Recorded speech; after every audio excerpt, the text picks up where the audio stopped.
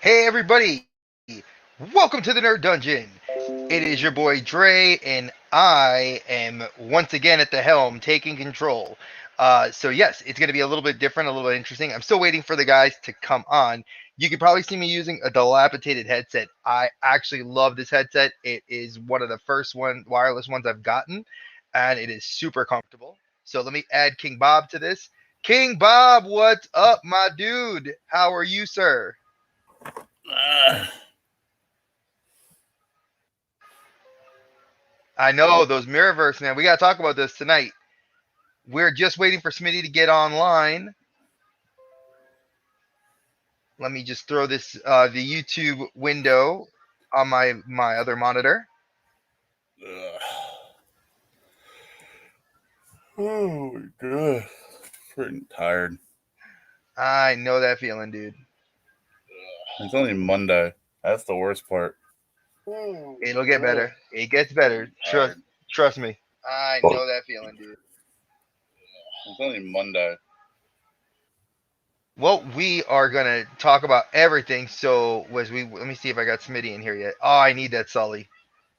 I probably need them all, not to be funny. I'm probably gonna get them all, which is bad. I probably will. I was trying to be good. Trying.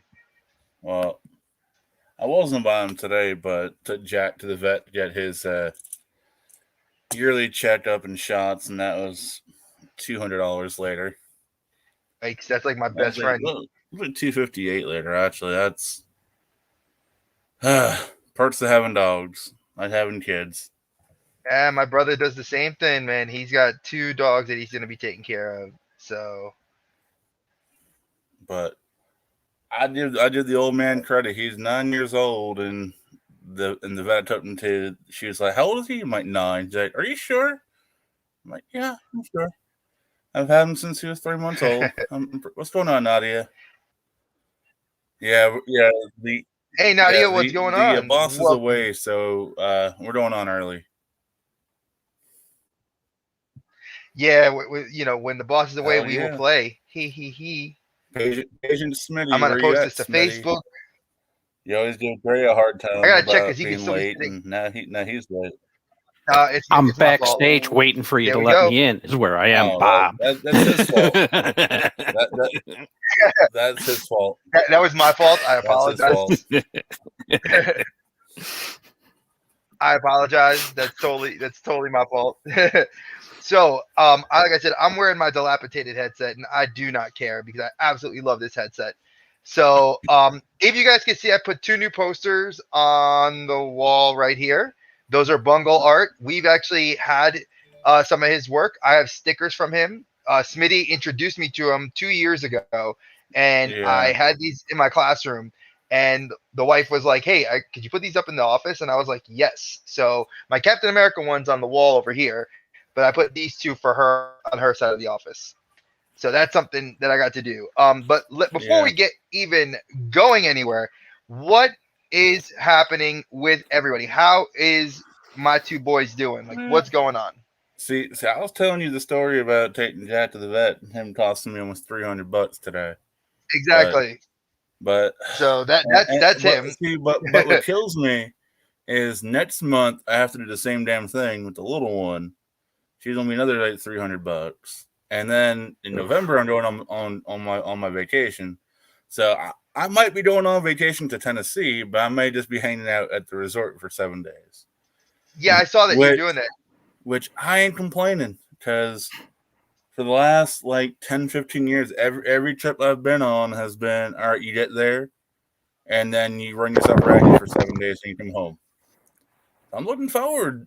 I'm looking forward to enjoy it, getting up into the mountains of Tennessee and just kind of enjoying myself. Everybody deserves that. I'm inclined. I need a vacation. I'm inclined to go to Dollywood only because when I looked up tickets, they're not too bad, but they're also starting all of the Christmas stuff the day I get there. So like November 6th, dude, you gotta is the first day of Christmas. I will be going to Dollywood. It might be that Friday before I leave, but I'm going to Dollywood for Christmas. I might I need lo- you to get me like a magnet or something from my. Cause I've never been there, but I used to Like- collect shot glasses or magnets, so I wouldn't mind something like that on my fridge. I'm the same way. I love magnets too. My fridge, I'll take a picture of it and post on Instagram. But I've got all of my channel stuff. I've got channel stuff from a couple of other people. I've got like nerdy stuff. But I want to collect magnets from my other cities or other states and stuff like that, or countries. So That's what my mom used to do. When I was younger, when we used to do road trips, yeah, my mom would always buy a magnet from the state that we visited, and we had them on our fridge. So like if people came, you guys went to like Ohio or you went to like this place, and it was cool. Like it was definitely a different experience, and I liked it. So, Smitty, how are you doing, sir? What's going on in the world of Smitty? I'm doing pretty good. But I know one thing I wanted to bring up. I'm not sure if you guys saw my Instagram post from earlier today about I participated in the latest NAF or Funko Fiends North Atlantic gift exchange, summer gift exchange. Yes. But I know both of you guys have done rants about the community, and I will let you say your piece, and then and then I'll clarify what I'm talking about when I say community. And yes, and this is slightly different because of the way this group is. But as many of you know, I'm a member of the Funko Fiends, specifically the North Atlantic chapter, which they abbreviate as NAFF for North Atlantic Funko Fiends. In the spring, we did a charity, a charity where we were doing gift baskets for close to Easter for a couple of different, we sent some up to Boston for a children's hospital up in Boston, a children's hospital in Baltimore got a number of them, and a Head Start program in the city in New York City got a large number of them, which was really great. I bring this up not only because of participating in the gift exchange, which this has been my fourth exchange with this group, and every box of the 4 I've gotten has just blown me away with the generosity, the thought that got put into the level of gifts and the type of gifts that got put in. And this group primarily it's a Funko related, but it's also a pin and patch club. So it covers a lot more than just the traditional Funko. We've got a lot of members that are into everything under the sun, and collecting all sorts of different things. Tech 63s, other, I'm into a lot of the custom toy stuff. So, I mean, it's a wide variety of people and interests that are in this group, which is probably why it's one reason I think you don't get the same, how do I want to say? I mean, it's a Kliq in and of itself, other than, the Kliqs that you see within the greater Funko community. And I usually don't do a lot of promoting this chapter, mainly because I know some of my YouTube friends have had instances and run-ins with people from other chapters of the Fiends, and they, some of them don't necessarily have the best greater community reputation, but the other weekend I went to Patches and Pins Expo in the city. You guys have seen what I picked up at that one. Mm-hmm. And that was Saturday. The Monday right after that, one of my fellow NAF members, his car had gotten hit. He had to walk. He was walking somewhere because the car was super damaged and got hit by a car that I know who same you're day. talking about. Huh? He's also a member of the Vinyl Vendetta. Yeah, So, Jesse. Yeah. Yep, Jesse. Yeah. So the outpouring of support and that went out to Jesse the last 2 weeks. It just, for me, I wanted to say, I wanted to bring up, at least a positive area of the community where this organization and the people associated with, the North Atlantic chapter are just, to me, they're just a really special group of people. I'm very proud to say I'm a member of them. And it's the support that they give each other and the community, the greater community, like I said, with the charity, the charity work and stuff. It's one of those few areas in this collecting community that I've really felt special and honored to be a part of. Okay, and and to your point, in the last couple of months, we've seen a lot of people, or a couple of people do, charitable stuff, whether it be more out there, like Let's Start a Pop Collection did a huge thing for cancer about a month or so ago. Yeah, and I saw that. they raised over $5,000 for cancer research. There was a group that did autism. There was another group that did autism recently. Dave did. You had Dave's auction back in April, dealing with autism. And he's going to be doing another one this coming spring. I'm already helping him line up custom toy artists for that to make it bigger and better. So when I pop off and I run my mouth about the community, we do great things when we want to. I say when we want to, but when we have to. But the rest of the time, it's you have the Kliqs who who push each other, and kind of they're more outclusive instead of inclusive, as to who they promote, who they associate with, and that's all fine. But don't preach, don't be all, hey, you can't hang out, you can't hang out with us on Wednesdays, you can't sit with us, and then when the time comes, you turn around and say, oh, hey, by the way, we need your help. No. Yeah. That's what I'm, that's what frustrates me is, we see, and, the collector groups like the Fiends and the Vinyl Vendetta and other groups, I can't speak for any other group because I'm only part of, the Vinyl Vendetta, but I mean, I've been a member for about a year and a half now, and I mean, I enjoy it.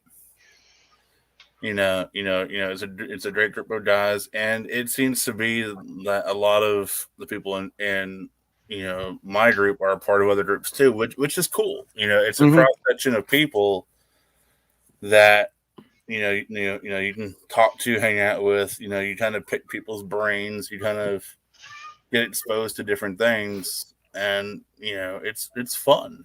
But I think the greater community can take a lesson from like the Fiends and stuff like that when it comes to, instead of having 800 people do charity, do the same for the same freaking charity, just team up. Hey, I want to do something for Toys for Tots. You want to do, let's join forces. Not, oh, I'm gonna do money, you don't do toys. Do it together.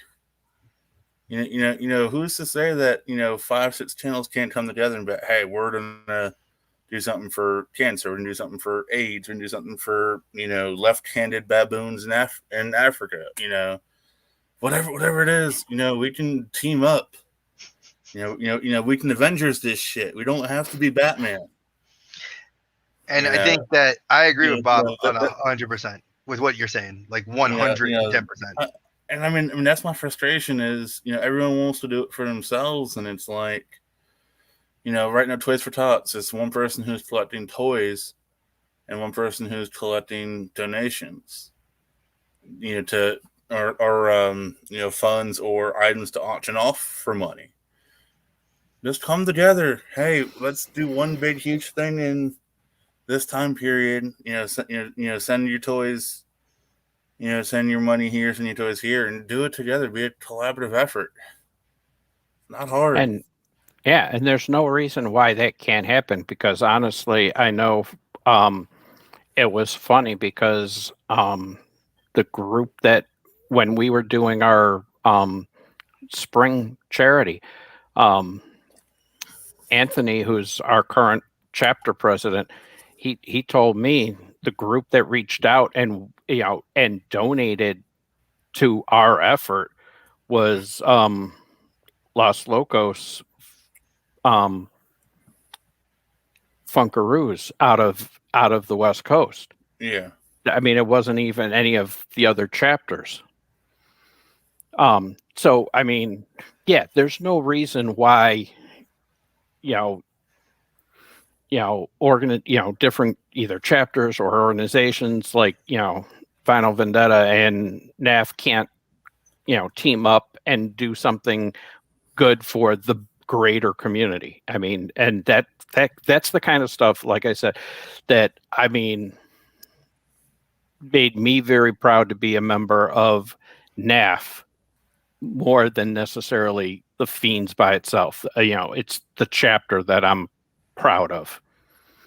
I mean, and ultimately that factors into why there is the sourness that I sometimes will, and I'm not far from ever saying that I do the same thing as that Bob does, that we both will come at them because we hate some aspects of the community. And it's just, and the thing is, like we've all said, like you guys have both said it best, why can't groups come together?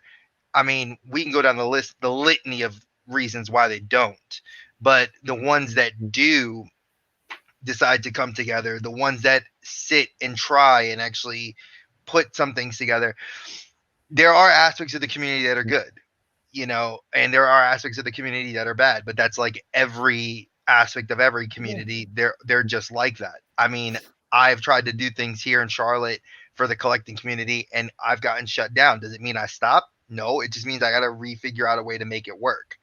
When we talk about our gift exchange, that's amongst us and we always have fun doing it with each other. There's different ways of making things work. And, I don't want to preach about it because I feel like that we can sit here, we can sit for hours. I'm glad, Smitty, you voiced what you feel, because I know that you wanted to vent about it. And I don't, your words did not fall on deaf ears. I agree with you. And it makes me take pause to maybe think about how I react to things I see in the community. And, we are on a platform that we do have members and people that come and watch us every week. And, I'm going to be more cognizant of the things I say and do. So that if that's what you were trying to do, you did a very good job of convincing me to maybe take pause and think about it, because I agree with you. Like, I can't say everybody's bad. I don't want to get on the platform and start saying, I'm pissed off at this person or this person or this person. Because there are some YouTubers and some members of the community that I don't like, and yeah, we're all going to run into that. I mean, and you're not going to like everybody. And, I mean, that'll happen even within groups. I mean, at times, but I mean, the stuff that happened, like I said, with my friend, over the last 2 weeks, having the gift exchange last night, and we had a Zoom call with the gift exchange. So we got to see everybody and stuff. And like I said, being the fourth. Bob's holding his finger like this. Sorry, smart Smitty. The baby's here. She's being. But like I said, this being the fourth, and like I said, just the, how much I had, enjoyed and appreciated what I got out of the gift exchange. Yeah. The message I got from, the person that I sent mine to, I got that today and was like, it was just something I wanted to say that,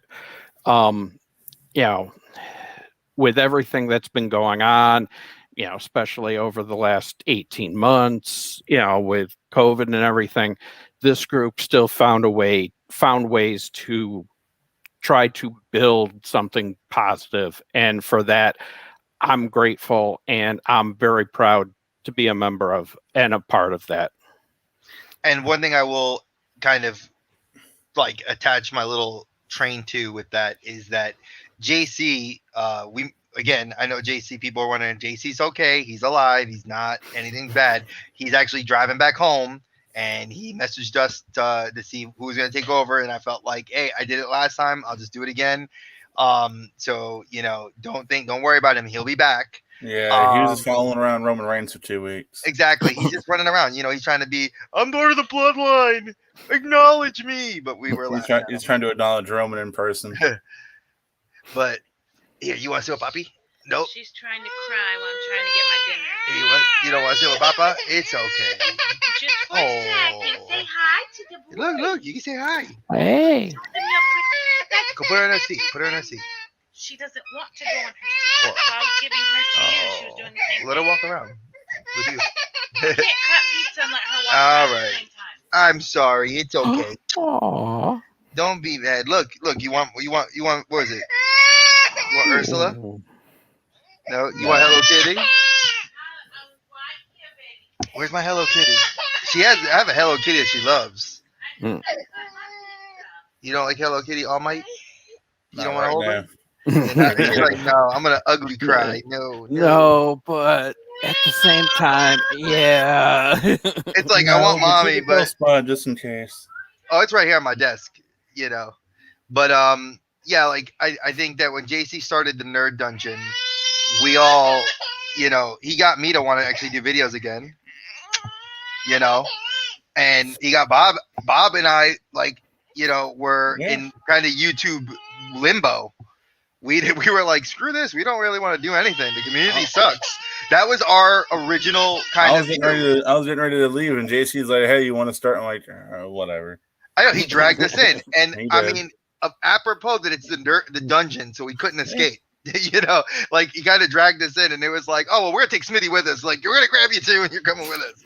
Yeah, and I had been on one time, stream, or two streams in a couple of years. I mean, I never got on camera. I know, and now we got you on camera, so it's a good thing. So, like I said, at the end of the day, we all, JC brought us together, and it's a positive thing, and it's four guys that are close friends that can't, or really three guys that like other things in wrestling, and then there's the one fool that likes Roman Reigns. So since he can't hear defend himself, I love that I can say that. But we can let's move into some news. This week in wrestling news, there's been quite a bit, actually. If you guys haven't been keeping up, I heard today Wrestlemania and Wrestle Talk about cancel culture with our boy Ric Flair. If you guys know the story, let's give him some background, because I feel like sometimes we start talking and Liz got on me about this, so I'm gonna follow her thing. Let's preface. I feel like the story they're talking about happened like 20 years ago. Oh God! Hey, look, it's Kim Jong-un.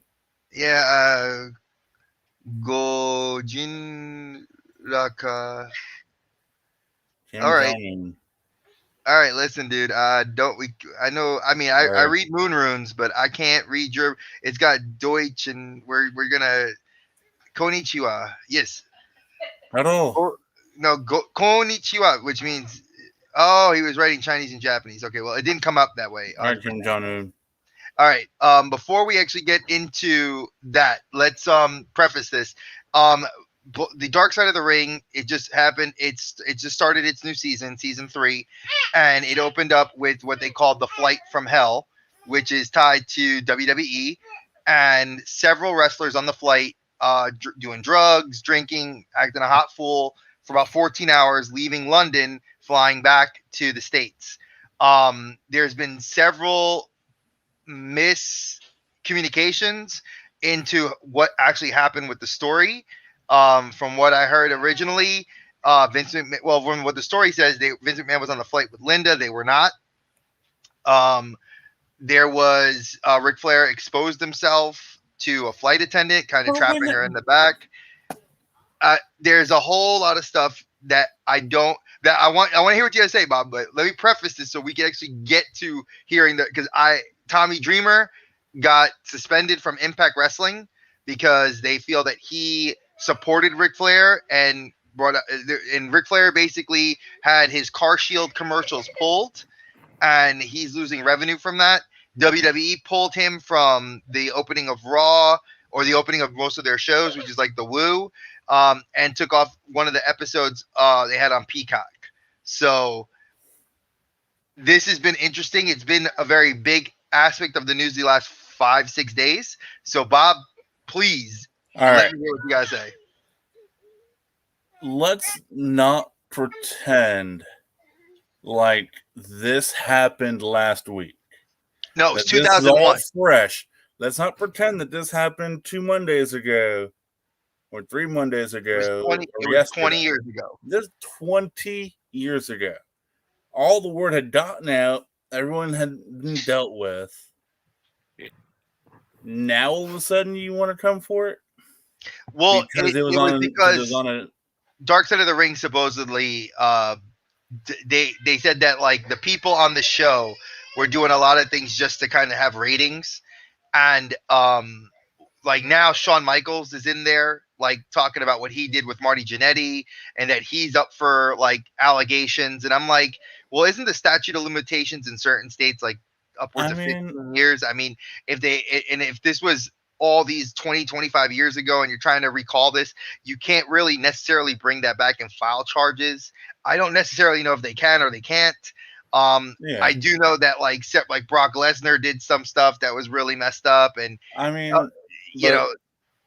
let me say this: I'm not in any way justifying what Ric Flair allegedly did, what Shawn and Marty Jannetty allegedly did, what Brock.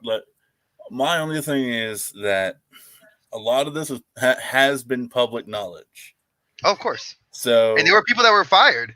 Like Scott Hall got released in 2001 from WWE because of basically assaulting that flight attendant that was on the show. Kurt Hennig, because he cut Michael Hayes' ponytail, was let go and then subsequently died a few months later. I mean, you know, Car Shield taking away Ric Flair stuff. If they had done their due diligence when they were negotiating to have this endorsement deal, they would have found that. And they would have said, you know what? No. This is not the only incident of this, though. Oh, no. I mean, it was in Flair's 30 for 30 documentary. Exactly. Yeah. If there was, and this isn't even the incident. So, his reputation for flashing and exposing himself is legendary. Oh, yeah. I'm all for, hey, you know, Ric Flair, you were a scumbag 40 years ago. We're done with you. That's fine, but don't pretend like it just happened. And that's my thing. You know, and I know it's a lot of PR because a lot of like AEW, Impact Wrestling, WWE, they're trying to like cover their asses. Oh yeah, because it's a PR nightmare. And a lot of people don't like Dark Side of the Ring because they say that it's like a lot of the times misleading. That's why WWE's been kind of doing their 30 for 30s with on ESPN, and HBO's done a couple of documentaries, like one on the Ultimate Warrior, one on Bret Hart, one on Ric Flair. I think they even did one on the Macho Man and Andre the Giant. So it's like these guys. That was A&E, yeah. Oh, that was A&E. That was A&E. And what I've been interested in seeing in watching these documentaries is that there's been a lot of conjecture against these guys saying that they aren't perfect. Brian Pillman. The Dark Side of the Ring probably covered Pillman and Nick Gage probably the best out of all their careers. And I think that it was we all knew that these guys had drug problems. We all knew that it was steroid use and substance abuse and alcoholism.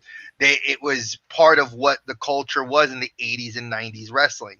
It wasn't till, like, I think Dark Side of the Ring said this, that when they fired those guys, which was the end of the Attitude Era, because we all know the Attitude Era ended in 2002 when John Cena beat up Kurt Angle. It was like, that was the one. Like, who are you? I'm John Cena, and I have ruthless aggression. And bang, that was the start of the ruthless aggression era, which ended that whole problem of the drug abuse. And, like, I mean, I wouldn't want to say drug abuse, that it was publicly no, it ended the public accessibility of knowledge about it. Like, it wasn't okay anymore. Like, it was like, hey, WWE, you're responsible. Like, that's why WWE started giving guys 30-day notices and letting go Jeff Hardy. Come on, Jeff Hardy had his DUIs, and sayonara. Where'd he go? Impact Wrestling. All right. And we've talked about this. Uso recently, and there's been no disciplinary action. That's why I was gonna say, if you watch the episode towards the end, one of the guys, the interviewer asks Jim Ross, he goes, hey, all these other guys got, like, punished. Why didn't Ric Flair? And he said it perfectly. Flair's a made man. He was covered. But at the time, all right, and I'm going to say this because in addition to the whole Ric Flair thing, you have the allegations of Undertaker bullying. Well, at all up through, especially older, like old school wrestlers, older generation, hazing was part of it. I mean, you had to pay your dues, and you had to, and you had wrestlers that were known to not pull punches and actually hit you in the ring until you had so much time in, because you had to pay your dues, so to speak. I mean, so, and, there are all sorts of stories about, having, I don't want to say hazing, but I mean, essentially that's what it is.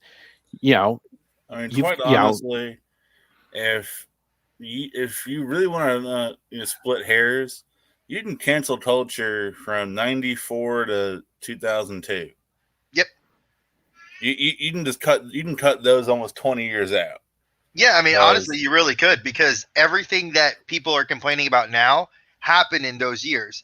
You talk about music, you talk about the rise of, like, I'm not even talking about like society. I'm talking about WWE. Oh, and wrestling, if you cut out the Attitude Era, which is ironically enough to consider to most wrestling pundits their best time in professional wrestling. I mean, there were times when Owen Hart referred to Jose Lothario as a dirty Mexican. Just the way they treated women, bra and panties matches, all that stuff. Well, not even just that. Think of minorities. How many minority champions did you have back then? Yeah. Very few. You had Ahmed Johnson be Intercontinental Champion. You had Farouk, who was the first black WCW heavyweight champion, but he never ever amounted to anything in WWE. And then the first black heavyweight champion you had was The Rock.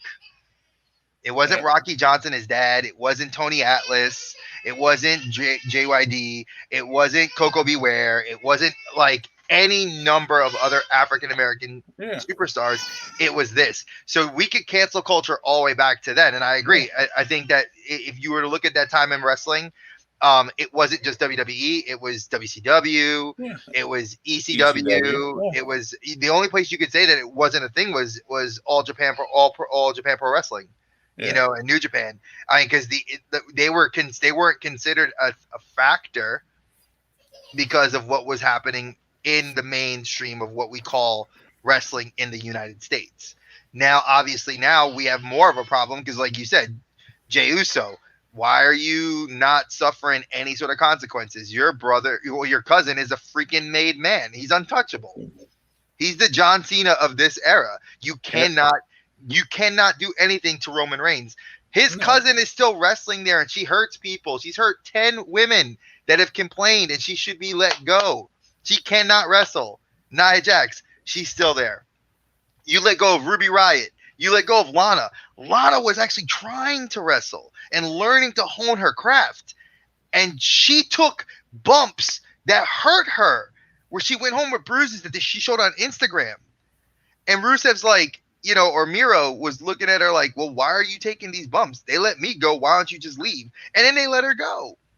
It's like, I think about all that stuff, and we could look at wrestling and how it's been. I mean, I can go on and on about it. I just thought that because this was the biggest thing in the news, because I did not realize how, I guess I was still young in that time of wrestling. Like I liked it, but I wasn't like, there wasn't dirt sheets and there wasn't like stuff that I really cared about to know. So.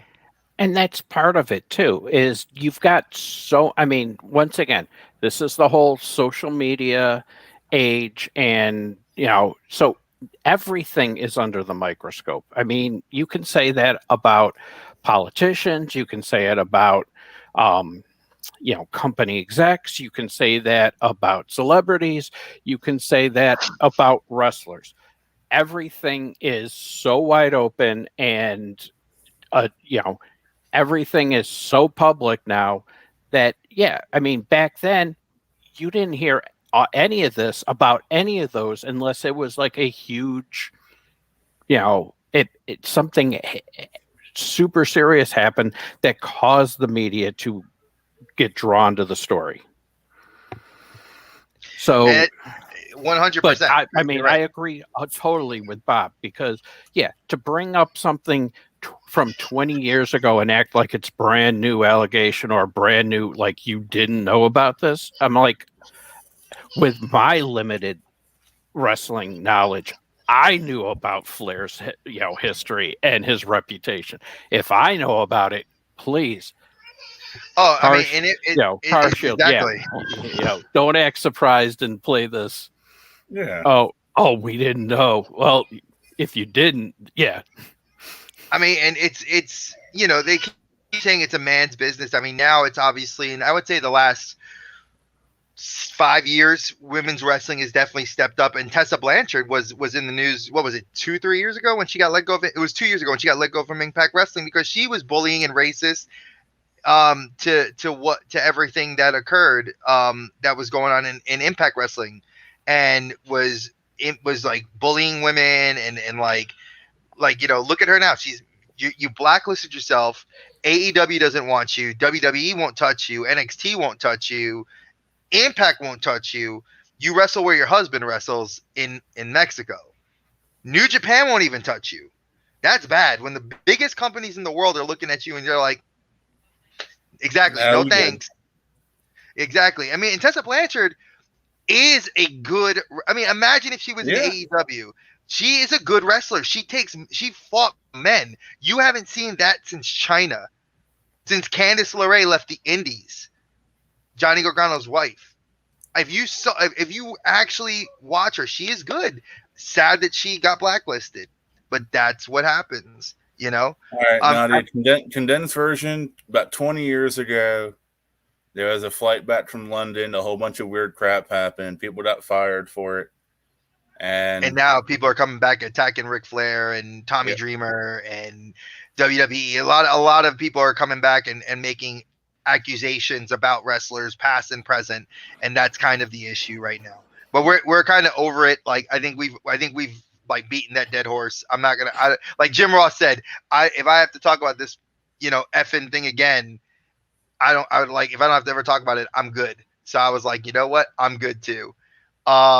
Speaking of JR, buy his barbecue sauce. Actually, JR's. You know what? I want to talk about JR. JR is great, and I think I love JR as a commentator. I've loved him for a while. I didn't like him in New Japan because he made one bad call. He called Tama Tonga Tama Tonga, and I blew up. I was like, what? This is G1, dude. But JR was what he was. I mean, for us, he was one of the voices we grew up with. Exactly. Him, Lawler, Bobby the Brain Heenan, Gorilla Monsoon, Gorilla, Macho Man, Gene. Jake Robert. No, I'm trying to think. It was Gorilla Monsoon, Ventura. Jesse Ventura. Ventura. It was Jesse Ventura. Mongo McMichael. God, Mongo. That's another one.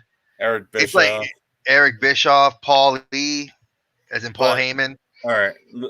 Let me ask y'all a question. Go ahead, shoot. Because when I watch older WWE stuff or WWF stuff and Vince is on the mic calling the action, is it that much better than just having him behind the scenes? No, I think that the audibles, he could call the audibles better from his seat, and because he's right there ringside.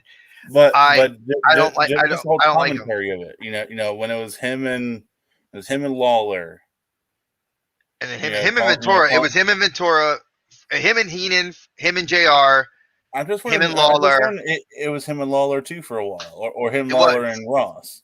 It was him, Lawler, and Jim Ross. Then it was him and Lawler, and then it was him and it was. I know he started with Jesse the Body Ventura because I remember the Royal Rumble. It was like in 92 or 91, and like it was Jesse Ventura was standing next to him, and he was doing commentary, and I was like, what? Like this is weird. Just for me, like you listen to the way the stories are portrayed with Vince or in WCW with Bischoff on the mic. It just felt a lot more natural. Now it's just like you're just it's almost like you can tell they're being fed because it's like and they made a comment about that from last week's what was it? From what Christian Cage said. That was another big piece of news from like the weekend. I remember they said that Christian Cage talked about Adam Cole's promo that he did on Rampage. Yeah.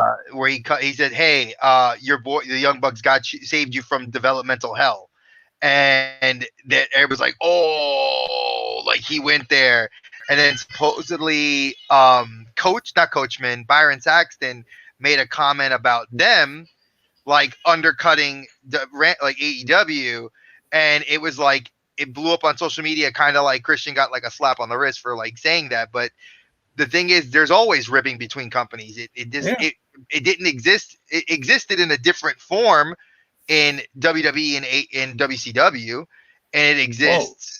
Better, I think it exists on social media now, and I think it started with the New Day and the Young Bucks. I mean, they were the best on social media.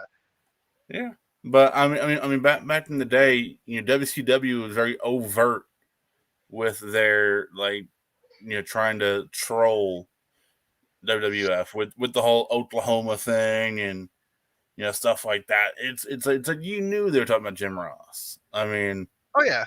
The slight jab I enjoy a little bit more than just let's bring out the fake Jim Ross or the fake Diesel Razor. Oh God, I was about to just say that you read my mind. I remember the fake Diesel, the fake Razor Ramon. Oh my God.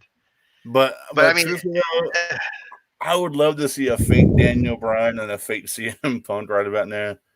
Oh God, Gilbert. Bring Gilbert to AEW. That would be Gilbert hilarious. Was the best because Gilbert had more moves than Goldberg. Could we get a skinny Bobby Lashley to show up in AEW? Get a skinny black guy to be Bobby Lashley. have him beat up Gilbert. That would be awesome. I would die. Like Tony Khan, I know you don't want to waste a paycheck, but like you got some extra money from your dad's piggy bank. Go get go get Gilbert. Go shave Norman Smiley's head. No, Leo Rush is a good wrestler. No, you need someone skinny. You get remember the guy that won the North American title from Johnny Gargano in NXT? Yeah. Get him to dress up. You shave his head, dress him up like Bobby Lashley, and call him the Almighty versus Gilbert. and then you have him beat him. That'd be awesome. That would be awesome. And you get a rubber doll, like a Chucky doll to be the kid that he chokes, that he puts in the freaking the full Nelson. I'm so bad. That's the Hurt Lock. Thank you. Oh my God, it's the Hurt Lock. I know the last thing that was making the news rounds today was about Keith Lee. Somebody posted a picture of him on social media from Charleston's North Charleston, South Carolina. They had a live show this past weekend, and they showed that he's turning heel, and he's got like a new look for him. Like he's got his beard back, he's got a new outfit. I'm kind of cool with that. Like I like the idea. I think a heel turn could be what's screwed up. Exactly. I just don't put a mic on him. Don't put somebody to talk for him. He's great on the mic. Yeah. Let him do. And with Big E now being the champion, I feel like this is the perfect time to like have someone that's not Randy Orton, somebody that's not, Drew McIntyre, Sheamus, Big E's that fresh, it's all right. I know watching weird stuff on the internet. Well, I watch weird stuff on the internet all the time. Hence, I watch this show. Yeah. But yeah, like I was reading about like all this stuff, and we'll see what's gonna happen overall. I know the draft is eagerly approaching, and I'm kind of curious who's gonna go where. Like, don't break up the New Day now. Leave them on Raw. SmackDown is pretty much got the heavy hitting roster. They're gonna break up that roster because Fox is up in arms about it. So they're gonna break that roster up. Either they're gonna move Roman or the Bloodline. They're gonna do something to move one of the. They're gonna do something. Roman is pretty much SmackDown's main. What? And SmackDown's on what? USA? Yep. No. SmackDown's on Fox. USA is Raw's on USA. So USA is the one who's Fox is gonna. So Fox is gonna be. If I don't understand why Fox is up in arms now, if they've got the better of the two shows. Well, that's what I heard. I don't necessarily believe that. Quite honestly, Yeah, that's what I heard too. Edge joining Raw, I'm fine with. Yeah, I'm fine with that. That'd be kind of cool. Edge versus Big E would be okay, I guess. Big E would slaughter him. And moving Kofi and Xavier over to Raw from SmackDown makes sense. No, Kofi and Xavier, they're on Raw already. Yeah, so Big E beat Bobby Lashley. Big E was in SmackDown, yeah. So, but moving Drew can go down to NXT. No, I think Drew can go to SmackDown, and I don't care. I mean, honestly, the way that NXT, I kind of want to talk about that because I don't know if any of you guys watched NXT 2.0. I need to watch it. I think I read the. Oh my God, I'm glad Tommaso Ciampa won the belt, but it was boring. I really tried to watch it, but I kept getting up from my computer I did 10,000 other things. Well, I mean, you have Ciampa and what other it was Ciampa, but LA Knight, top tier guys right now. Who's down there? Just Ciampa and who else? Ciampa, LA Knight,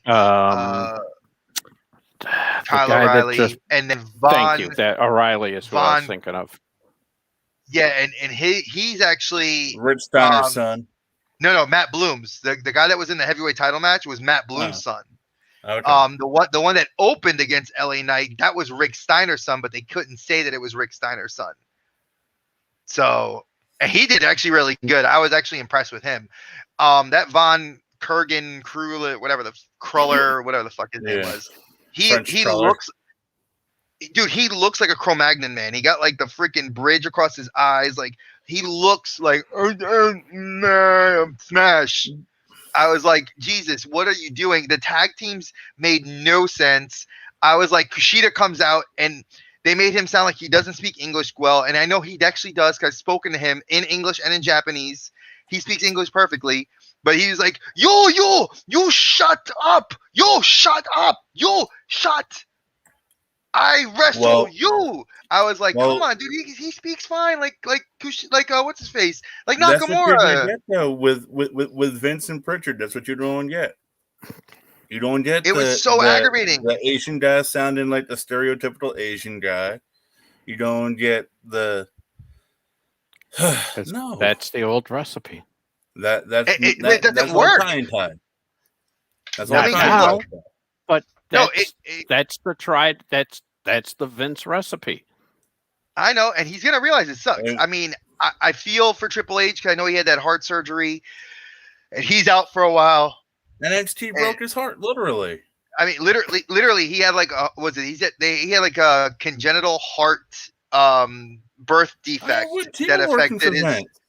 I'm surprised as long as he's been there, and then he had it worked on, so he's okay now and he's recovering, but he's not allowed to like do any like hard work, so they're not letting him be on NXT. So Shawn and Regal are doing it, and I'm like, Shawn's not a booker. Triple H is more of the booker in my mind. Like I can see him like being like the agent running the guys and the girls.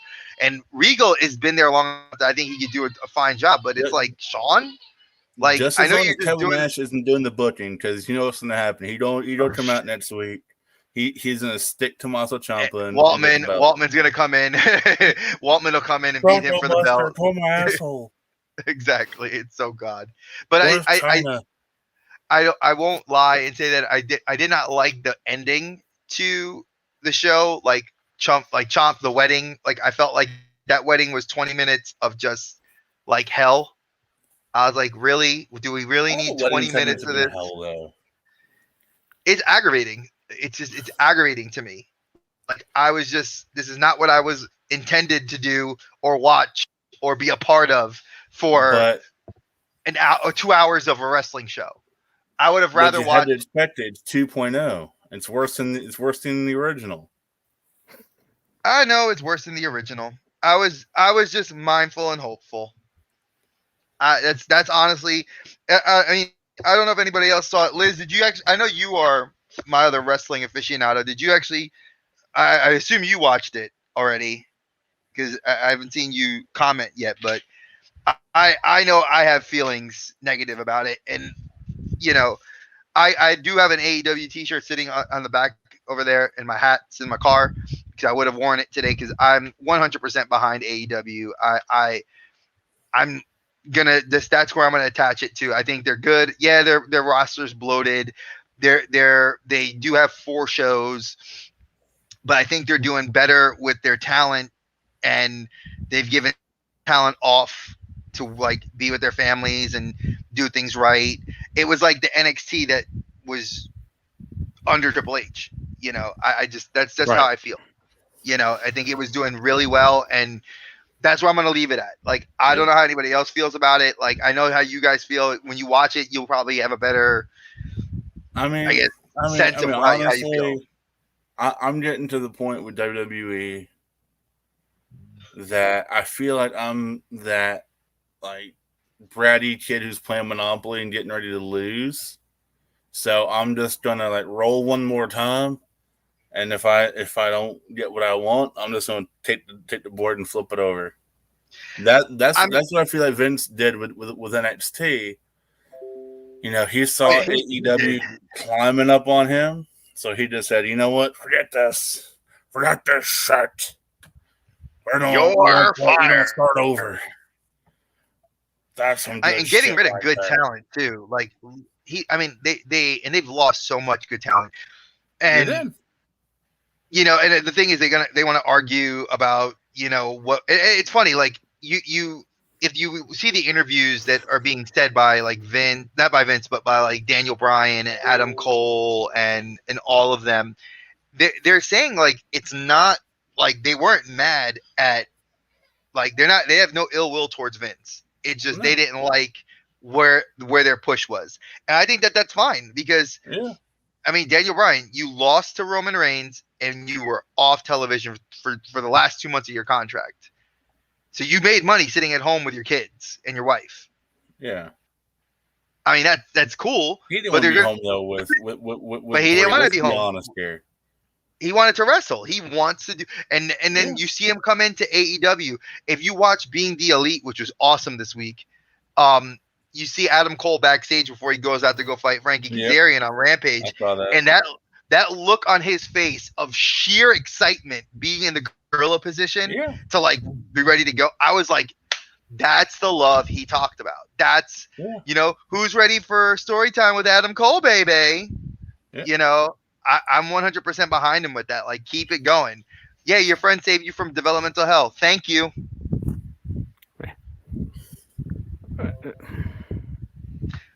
What, Smitty? What? See, I liked Cole in NXT. The fact that he's with the Elite, I don't like the Elite. Why? He's gonna turn. No, he's gonna turn. I'm waiting. I don't like. I'm waiting for the heel turn. I mean, look, they're from a faction. I can't fault them, but the Bucks can't win a match without cheating, and haven't for as much time as you guys have brought me into this, and I've been watching them. They can't win a match without cheating. Period. Well, they're heels. They're heels now, so it's different. Heels don't win straight up. Exactly. Cheat. Roman cheats. Hey, Joseph. AJ Styles would cheat as a heel. AJ Styles is cheating as a heel now. Cheated as a heel. Heels cheat. That's part of their. No, but okay. I'll agree with Smitty on this one thing. He says, "Don't tell me you're the Elite if you can't win on. You can't win a match." Cheat, but Kenny Omega gets his one. He gets his one. He'll get his 1 or 2 matches that he can win clean. Like, did he beat Christian clean? What's going on, Joseph? So I agree with you, Smitty, that there are they should let the Bucks have like a clean win, or versus somebody that's not that's either like let's be real. The Lucha Brothers are a great tag team, yes, but the team that should have won was Luchasaurus and Jungle Boy, Jurassic Express. They should have won. The Varsity Blondes are too new a tag team. They're too young in the industry.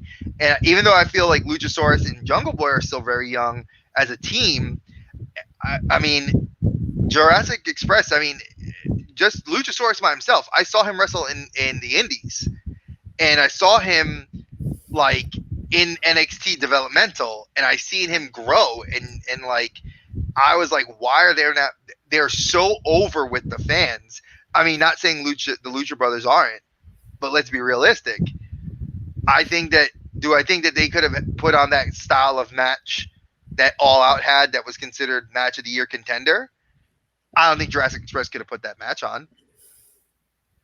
I mean, they were looking for caliber matches that you can put that on with. I would have liked to have seen that with maybe like Kazarian and Daniels, or like if Scorpio Sky and like Ethan Page like turn face. I don't kind of like their heel angle that they're going with right now. The Men of the Year. I like the concept. I don't like the delivery, so to speak. I'm just, like I said, I mean, I know you guys love the Bucks. You guys love Omega. I mean, I admit Omega is a good wrestler, but I mean, and you guys, and you and I have. I mean, you guys know. I mean, Styles, as good a wrestler as he is, I've never liked him. I just something about you're him. Missing out on AJ. And Omega, like both of them, I don't like them. I admit they are great wrestlers, but I just for some reason I don't like them. For me, Dre and JC, I know are a different story. but the Bucks, I can take or leave. I'm spoiled. I'm a Bucks mark. I'm a Bucks mark. I've met them. I've talked to them. I'm a mark for them. You guys know that they were I'm not ashamed to say that they were my Facebook picture till my daughter was born. For me personally, I listened to Omega talk. Wait, what'd you say? And I want to just smack him in the face with a rake. Thank you. I listened to the Bucks talk, and I want to smack them in the face with a rake. I'm sorry. Love you, Dre. I'm sorry. I love you But- too, bro. I'm just saying. I love the Bucks. I'm biased because I've had a run-in with them in Atlanta. I've had. If I had a run-in with them, they would involve some friggin' gardening equipment. Oh no, it was hilarious Right when to they the had the. face. No, when I literally was walking behind them, not realizing that they were talent and they had the belts around their shoulders. My dumbass didn't even realize that. I felt so stupid. I was like, "Oh my god, and I was talking shit about them. I was talking shit about the Young Bucks, and when they turned around, they were like, "Hey," and I was like, "It's Nick and Matt Jackson." And then I go walk down the other hallway to get to where our seats are, and freaking Cody Rhodes is standing there, and Cody Rhodes was freaking tall, and I love Cody, and I'm like, shit. Out of the four of them, Cody is the only one I can tolerate. Well, the Elite is different now because remember, Cody's no longer a member of the Elite. I know. That's what I'm saying. Cody, I can tolerate. Yeah, but I mean, well, Cody, I liked from early on. I may never get my moment and of I've Kenny said, Omega smashing Roman, but I will. I'll take great solace in knowing that at some point in the future, Adam Cole's foot will meet Kenny Omega's jaw. Oh yeah, that's gonna happen. He will fall, and I will be happier than a pig in shit. I mean, I'm waiting for that moment. Like I keep thinking like, when's the other shoe gonna drop? Is it gonna be when Kevin Owens comes down there? Look at this basic face. Come on now, this is a winner. Oh, I got the Elite one here. I can't afford the Elite one right now. No, I have to. Actually, I was thinking about taking my WWE ring down and putting up my AEW ring because I was like, WWE, I'm not really liking you, but I might put my other. See what sucks for me is I just spent about like $50 shipped on some figures from Big Dog Dave. I'm pumped though. I got a Big E, got a Kofi, got an Undertaker, and a Ricochet. Oh, I have. Nadia, if Kevin Owens goes to AEW, I will never watch WWE again. Oh yeah, I will cancel my Peacock. I will find a way to watch AEW if Owens goes. Because at that point, you're gonna have Adam Cole. You have Mount Rushmore. Down there. I don't care about the faction. That's what they called themselves. I get that, but it's still Kevin Owens, Adam Cole, and the Bucks. I don't care about the Bucks. Oh, you just have Adam Cole and Kevin Owens. That's what Adam Cole, Kevin Owens, Daniel Bryan, CM Punk. I mean, I'm waiting. I already the other rumor is Zayn's going to go there before Owens. This is the third one too, Gargano. Yeah, Gargano's also talking about making the jump there too because his contract expires in December, and he's not re-upping. They said there was like 5 talents that are not like several NXT talents are not re-upping their contracts. If I was Kushida, I wouldn't. If I was Kushida, I'd be like, deuces, I'm going back to Japan. Go to New Japan. The writing's on the wall. It's like being in baseball. You're on a team that's rebuilding. You're the biggest star on the team, and your contract is up. What are you going to do? Renegotiate or go elsewhere? Exactly. Anywhere but here. I mean, honestly, look at what WWE relies on: Goldberg, Edge, wrestlers that are older that I love, but they're not able to go the distance. No. Guys like Kofi that are actually still in their wrestling prime. Guys like AJ. AJ's 41 years old and can still go. And why are we not pushing him? If WWE had any AJ sense had his time. Where? What? Not in WWE. Who? He's saying AJ in WWE had his time. Hell no. I'm going to disagree with you on that. He hasn't. No, John Cena stunted his time. Yes. Roman stunted his time. Roman and John Cena and Seth Rollins stunted this time. Creative relegated him to like mid-card. The dumbass Diesel, Shawn Michaels, Omos, whatever. Yeah, Omos, whatever. They keep changing the pronunciation of his name. Like Mustafa Ali is now Mustafa Ali. I was like, I don't know why you're pronouncing it like mustard. If WWE had half a brain, And that's giving them credit by at least for having a quarter of the brain they currently have. They would have built this last couple of years around the likes of Xavier Woods, Adam Cole, anybody that has a third-party Twitch account or YouTube channel. They should have built around. Why? It should have been honestly. Look, Finn Balor. You could have built a whole roster. And Finn Xavier Balor. both. I mean, please. The match against Lashley proved the level of skill Woods has. Yeah. But he proved it when he was in Impact Wrestling and when he was in when he was crappy wrestler. He's good. He is. Yeah. I mean, and that's what I mean. And yeah. Damn good. That's what I'm saying, though. We've all said that every for company, weeks and weeks. Every company that has half a brain is ditching mainstream media for YouTube, TikTok, Twitch. How many wrestlers have a Twitch right now? How many of them have a TikTok? How many of them have how many of them YouTube? have blogs? I mean, yeah. I mean, and the blog. You want to know why? Because Xavier Woods and all them playing video games on YouTube. That's the way. The fans are watching them there, but then they say, "Oh shit, I'm gonna watch them on Monday night, Friday night." But you're also opening up a new audience because guys that don't watch wrestling still know who they are based on their Twitch. Because Samoa Joe, Kenny Omega, what was it? AJ Styles, Johnny Gargano, Adam Cole, Tyler Breeze. I could go down the list. Cesaro. Seth Rollins, the Usos, the Miz. They're all huge, like into Twitch, and they play video games. So it's like, to me, that niche market that was always niche is now boom, it's mainstream, and they're getting two different audiences to mingle and really see the benefit of guys in wrestling doing well. That's at least what I'm noticing. And I'm happy about it. Nadia, as a bearded, bigger guy, Kevin Owens is my idol. Kevin Owens is awesome. I think Kevin Owens can talk smack with the best and wrestle. And he's big and he wrestles. He's kind of like me. I just can't wrestle. Hell, he beat the shit out of what's his face, out of Roman when he handcuffed him and he couldn't get the key out, and that was hilarious. He was supposed to beat him. He was gonna beat him, and they had to stop. They're like, no, get cutters. We can't let him beat.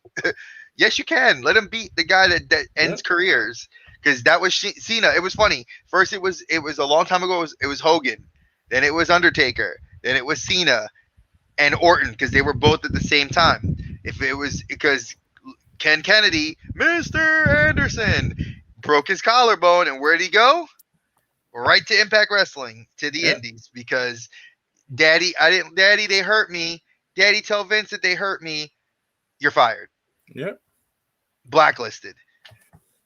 I mean, Andrade, you could have built, you could have built the perfect wrestling organization where your top heel would have been like Adam Cole. Your secondary heel would have been like Andrade, because he would have appealed to your Latino audience, which is the audience that they always look for, and they fuck it up they never keep it. Every time. It was you had it when you had Rey Mysterio become champion after Eddie Guerrero's death. You had it when Eddie Guerrero became champion. Then they were like, oh, well, we're in India, let's get Jinder Mahal. And I have to give my friend Mario his due. That's my boy. Shout out to Mario. He said, you hate Jinder Mahal so much, but that's good because he's a heel, and that's what heels do. And I didn't think about that, but he's right. And my friend Mario was out of wrestling since the Attitude Era. He came back when Jinder Mahal became champion. I mean, Liz loves Jinder, so yeah. I mean, and look at him now. He's relegated to mid-card. He's not even main event. I think it's terrible for him. I think he'd be better off in NXT or something else, because I mean he needs to be where he can thrive. But the problem with Jinder is he can only go up against a certain niche of people to put off the match that will be desired of him. That's why him and Drew worked so well together. And Orton, he worked really well with Orton too. Orton worked well together. But you put him against someone else. Like him and Sheamus didn't. They did okay, but I mean, again, look at the upcoming guys you have that are barely getting TV time. There's nobody. Damian Priest, that guy has got it. I love Damian Priest when he was Punishment Martinez and ROH. This is being recorded. Mm-hmm. Always, yeah. Talk to me next year when he's in AEW. Oh, Damian Priest? Yeah. Yeah. 100%. Damian Priest confirmed AEW. He's all elite. Elite. He's all elite. We're gonna record this episode is saying it now. So on 9/20, 2021. 9/20/22 AEW. Wait, Kofi goes to AEW. Confirmed. I mean, honestly, well, by next year, it's just gonna be like 7 days a week of AEW. I'm gonna tell you now, if what I said, which JC got up in arms about, and I know he's not here, so I could say this again, that you're gonna see Tony Khan walk onto Raw saying, "I own WWE." That will happen. It will happen. He has the money to do it. It will not be Raw. It'll be SmackDown. It's a bigger crowd. There's more people. He don't walk on the Fox. He don't walk on the USA. He don't walk on to the flagship show, which we know is SmackDown. Which everybody agrees it is SmackDown. I would love Roman's to see that. Gonna drop that title on the ground, and then Kenny Omega's gonna go right there with a V trigger right in his face. No. Roman's just gonna lay the title down. He's gonna grab Tony Khan by the hand. Bet, let's go, Daddy. Okay, take me where you want. Okay, I go.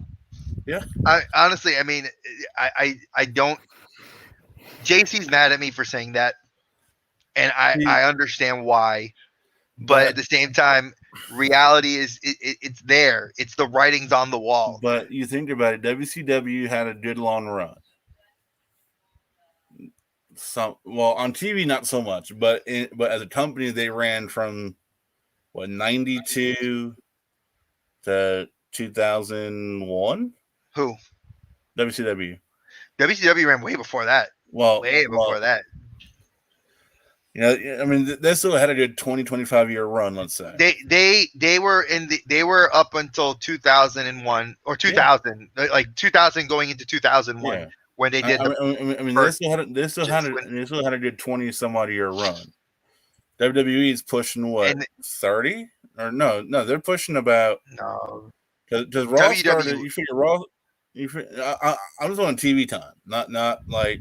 Oh, you're looking at TV. Okay, based on TV, it's over 1,000 episodes. So we've gone over 1,100 episodes, I think, already. So Raw started in 94. So let's give them till 2024. That'll be a good run for them. I mean, they will make it out of the 2020s. I don't think they'll make it out of until like.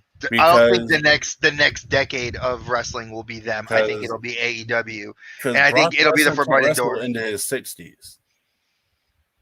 Goldberg can't wrestle into his 70s. Ric Flair can't wrestle in his 90s. So you know the guys they plan to bring back. Yeah, Hogan. Yeah. Hogan ain't gonna do nothing. He can't lift his legs. Dude had double knee surgeries and back surgery. He ain't doing nothing. Nash can't lift it. Big Show got hip surgery. He ain't doing nothing. Hall still in rehab. No disrespect to any of those guys, but it's like you can't rely on your legends. No, you can't. Your older guys to carry the company anymore. That's old school thinking. Triple H had it right, and you can't rely on 20-year-olds that don't have a backing in the indies that you don't know. I mean, I can't back a guy that looks like Rick Steiner's son that I didn't know was Rick Steiner's son against LA Knight, who I knew was Eli Drake. You know, Eli Drake's a former Impact champion. You're a dummy. You know, I love Eli Drake. Oh, I love me some Eli Drake. He is just, like Marty, like, you know who WWE, if they could get him, you would fuck AEW up really good. You know who it would be? Marty Scurll. Get the villain. Yeah. He's not Vince McMahon's like though, because he's small, and he's more of almost like a NXT style wrestler, same size as Gargano, but he's got heart. See, but unfortunately, Vince only likes heart when it's surrounded by a 6'9", 325-pound chiseled frame. Braun Strowman. He liked him for a while. And then what did he do? He ruined buried him. Then he buried him. And then now he's called Titan. That's what Adam Shearer is going under as his independent name. He's going to be Titan, Titanic. I don't care. I'll watch him wherever he goes. He's a good wrestler too. I mean, he had a personality that was actually decent, and he beat Bill Goldberg. My whole thing with Braun is he reminded me so much of the Big Show when he was in WCW. Like he had all the talent right there in front of him, and they just kind of messed him and squandered him around a little bit. And it wasn't till years later that they gave the Big Show the Big Show. They didn't call him the Giant anymore. It was the Big Show. Exactly, man. When you gave Paul White the talent, I mean, he's funny too. He is. Like, he's great on commentary. I love watching him on Dark Elevation. He is hilarious. Him and Tony Schiavone kill it. Mark Henry's good on commentary. Like, I want to see one match in AEW. Adam Cole versus Tony Schiavone for the heart of Britt Baker. I'm not gonna lie, that was nerd. Get out of here, nerd.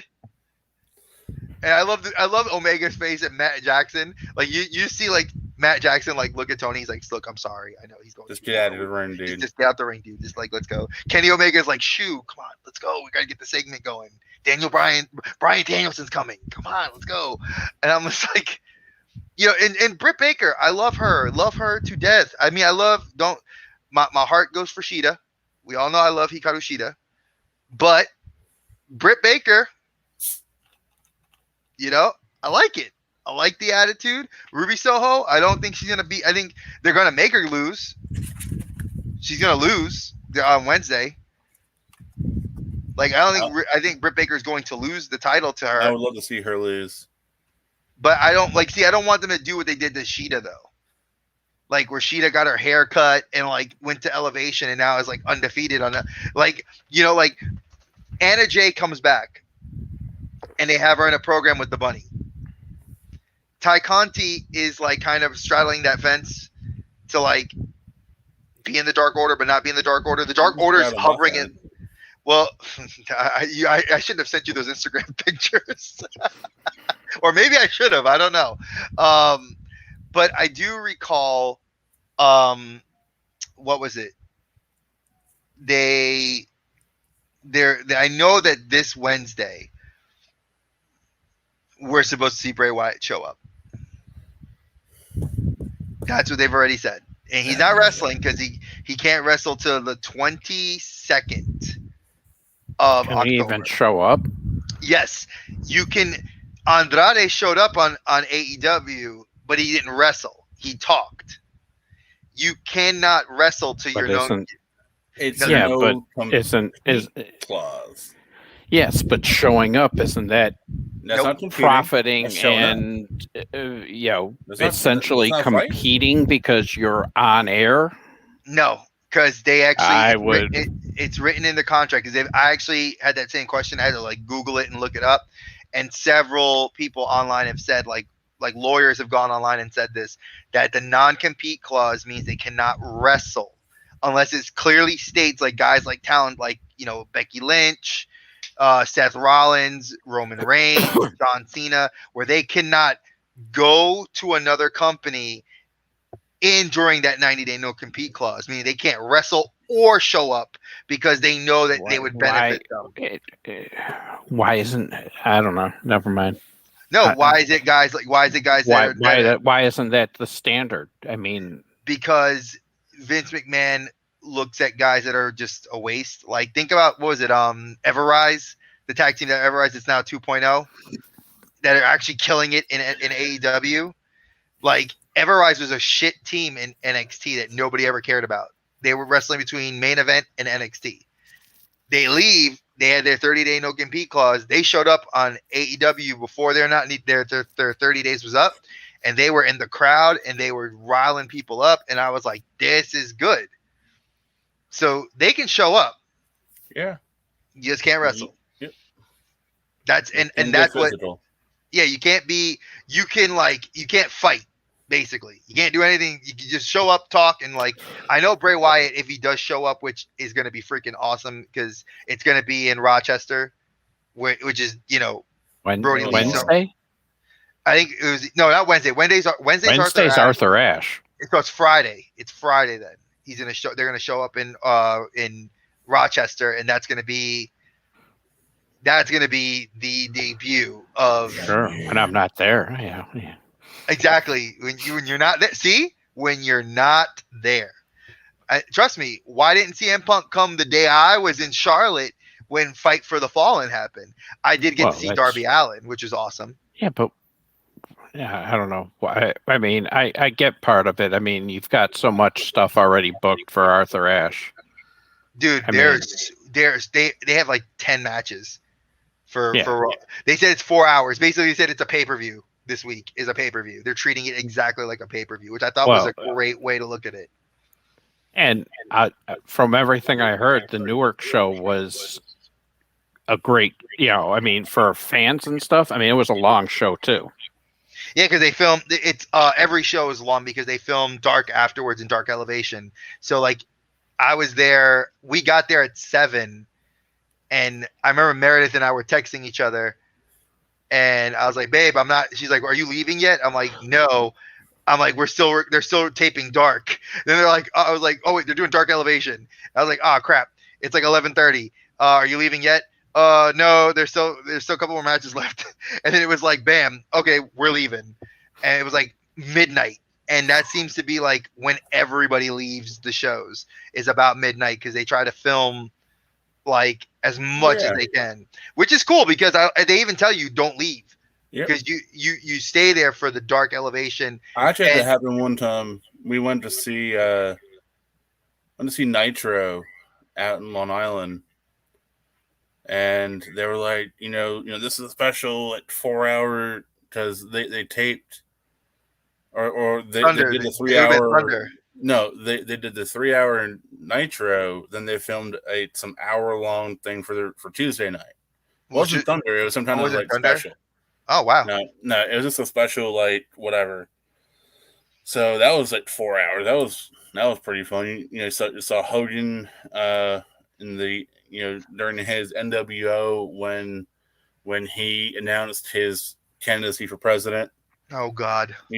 That's you staying up in the rafters, and there's some cool stuff. But the glory days of wrestling, folks. The glory. Well, that was the glory days of WCW. I went to one of the worst WrestleManias in recent history. It was WrestleMania 27. Hey. That was The Rock hosting and Snooki in a match and. See, I just got to go to Survivor Series where I saw Roman when they had the title when it was vacated and it was Roman versus Ambrose in the finals. See, but like my Mania, everyone talked about how it was so bad, but that was Edge's last match up until he came back. That was. I'm sorry, the baby stole my wife's Dr. Pepper. That was hilarious. And she was running around the house with a can in her hand, like just running. That was Taker versus Triple H in the cage match.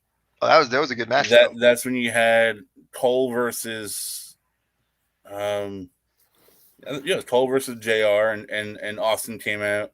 He was a special ref.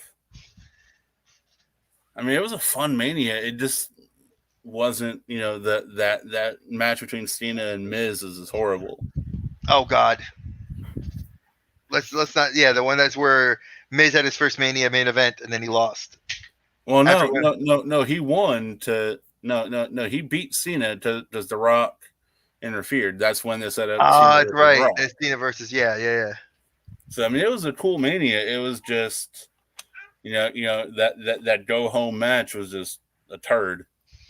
Well, see, and that's the thing. Like AEW's been killing. They're killing the go home shows. They're killing the returns. They're killing the pay per view. And they're doing it smart. They're not doing like a pay per view every month. they do like, what was it, the Big Five? They got 5 pay-per-views a year, and that's like, Something like that. and I think that's great because All Out, All Out, All In. What was it? Fight for the Fallen. What's the one that's coming up in November for them? There's like one coming up in November, and then that's it. And then it's smart. Like I would rather watch that, and then like their talent wrestles elsewhere, which is another good thing. Like I currently like how they're pushing Sammy Guevara in AEW. I like how they're pushing, Fuego del Sol. Fuego is like I was not Fuego fan until I saw him here in Charlotte, and then my friend was like, "Bro, don't you realize Fuego's funny as hell?" And I'm like, "No, he's not. I don't know who the hell he is." And then I start watching it. I'm like, "Oh shit, this guy is pretty funny." Like Miro. Which is why he's a fan favorite. Which is why they brought him back, because he is a fan favorite. So yeah, they're smart. Thank you.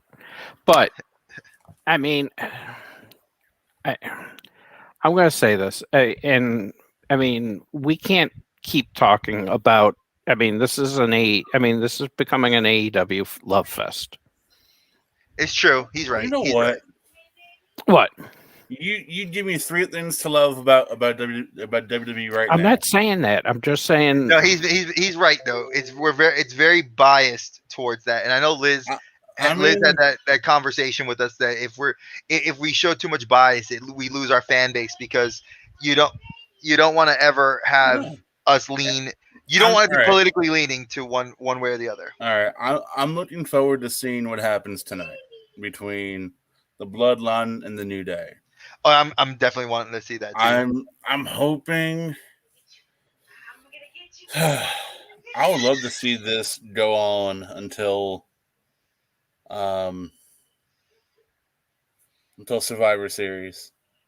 But then you got to pick up a 4th man for each team. Who would you pick up? But then, but and I'm going to say this once again, that internally that there's all sorts of speculation that they're looking at that because Vince wants Raw to be the big show. Yeah, that's what I heard too. My thing is Vince. That was Vince's first baby. Mm-hmm. That was his firstborn, so to speak. Right. So to watch SmackDown getting all the glory, he's kind of like, no, Raw was my baby. But every time they do this, they gut the SmackDown roster and send everyone to Raw and give SmackDown the Raw. Like the rejects, basically. The Raw rejects, that's what's going to happen. It's the same. You're right. I mean, it's happened, and it's happened multiple times, yes. SmackDown ends up still beating Raw out. Yep. No, I mean, and I get that. I can't give you, I can't give Vince a way out of it. I mean, other than, I mean, and we've talked about it, go back. Well, there are ways, but, is he going to do it, or is he going to follow his old, and there's so much speculation with WWE right now. So, I mean, for me, I'm just like, all right, I'm just going to sit back and see what happens, especially in the next couple months.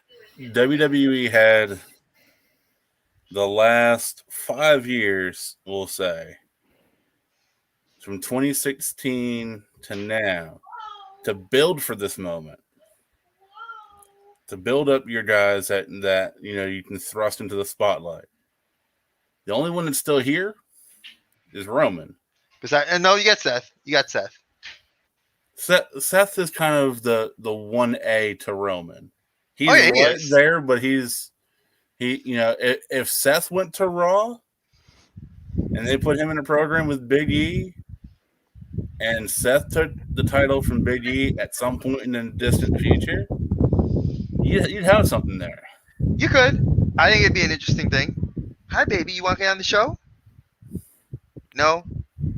They had so many guys they could have, slotted into all these slots that Brock and Goldberg and all these people took for a short period of time, and they didn't.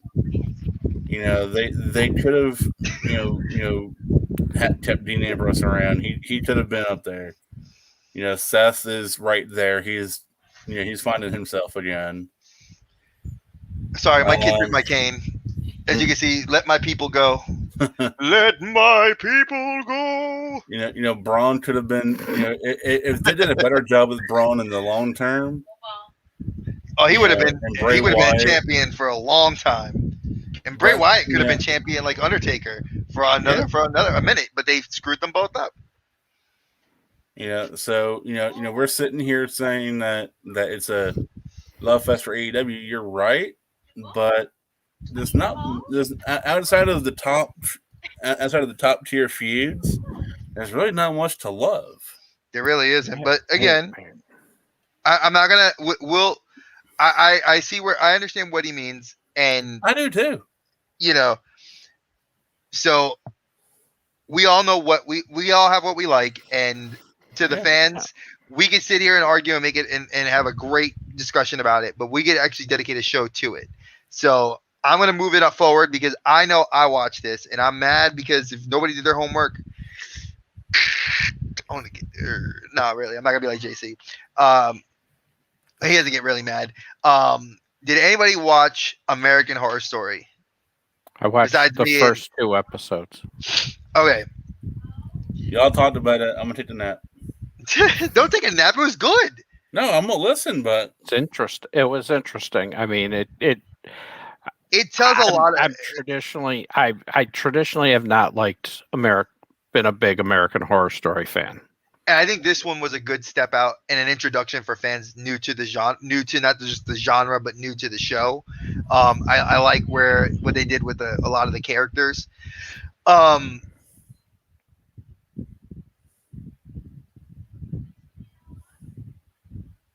Okay, well, thank you, Zach. I'm gonna go. We're moving topics. So if you can keep us apprised of what's going on with Raw. So. Like I think I said it last week. Obviously, American Horror Story is being split into Red Tide and Death Valley. We're still in the Red Tide first part of the show, which is about vampires, and I don't want to say vampires. More like vampirism would be the correct term.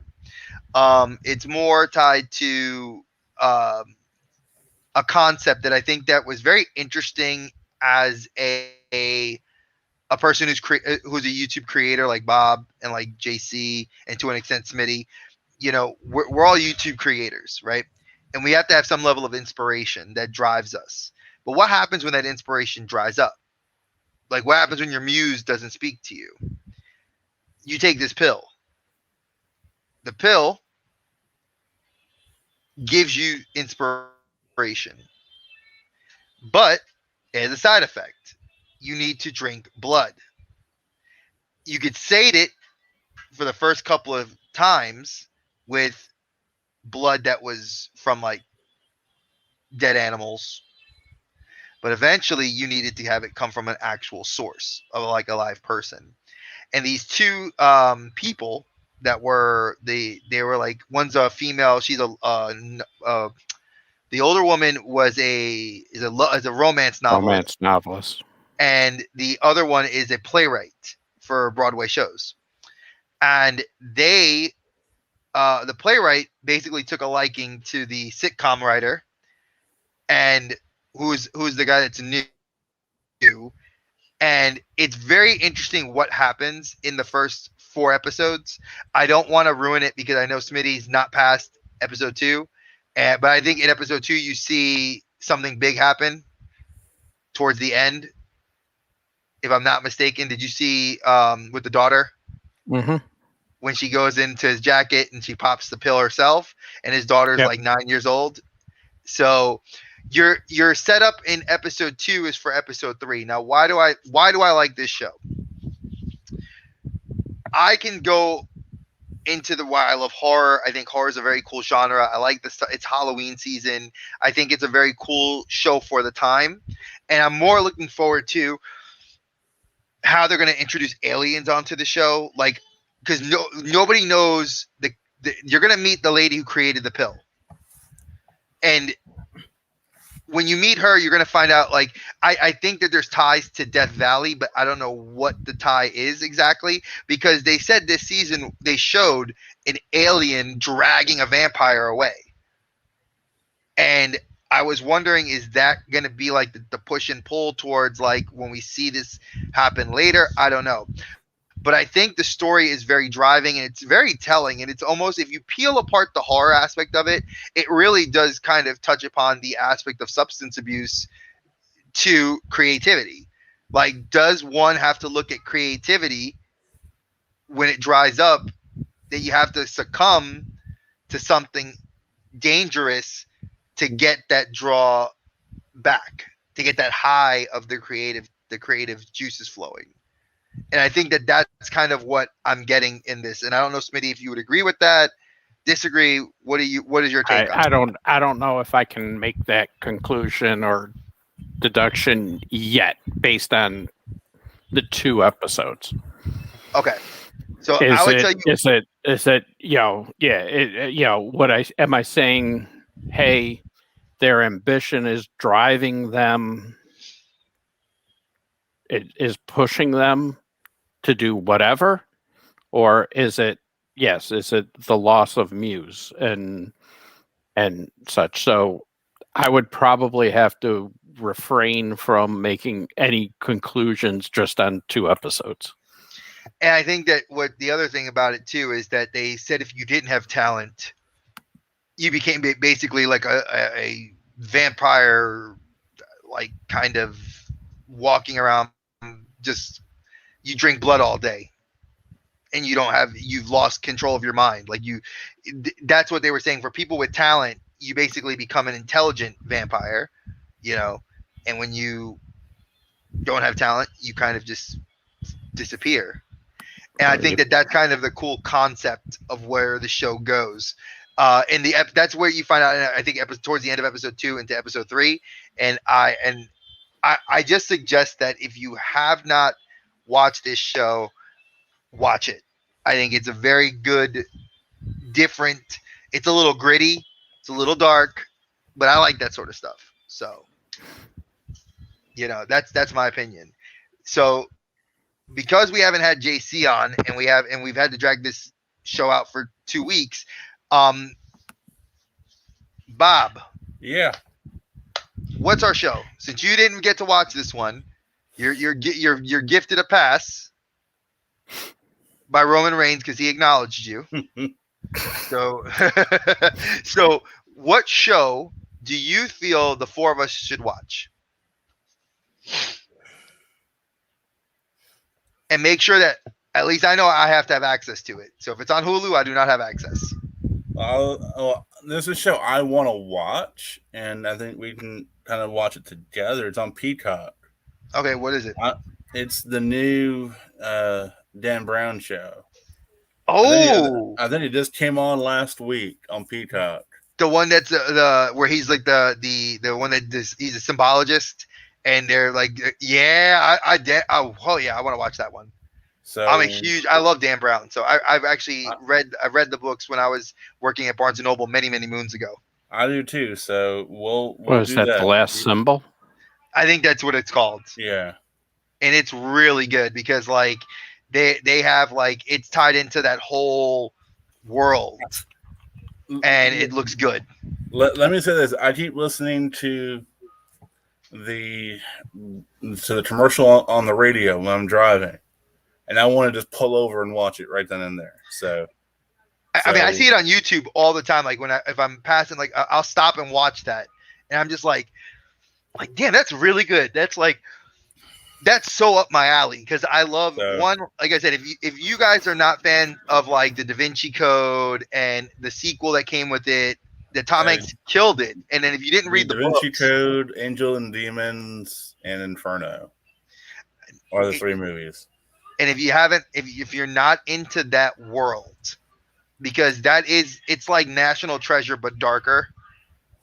I think you need to really like be into that sort of kind of occult level symbology.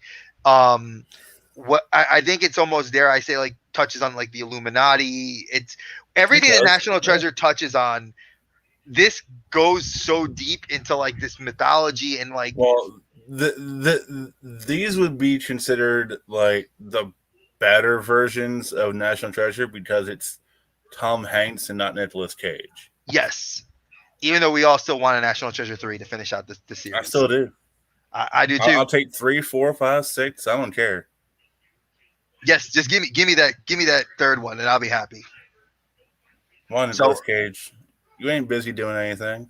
I know. Come on, you doing a bunch of crappy movies like Mandy and what was that? Well, I was gonna say I heard they were supposed to do a Disney Plus show about it. Yeah, but I don't know if he's gonna be on it. But I mean, it'd be cool if they brought the cast back to do the show. Yeah.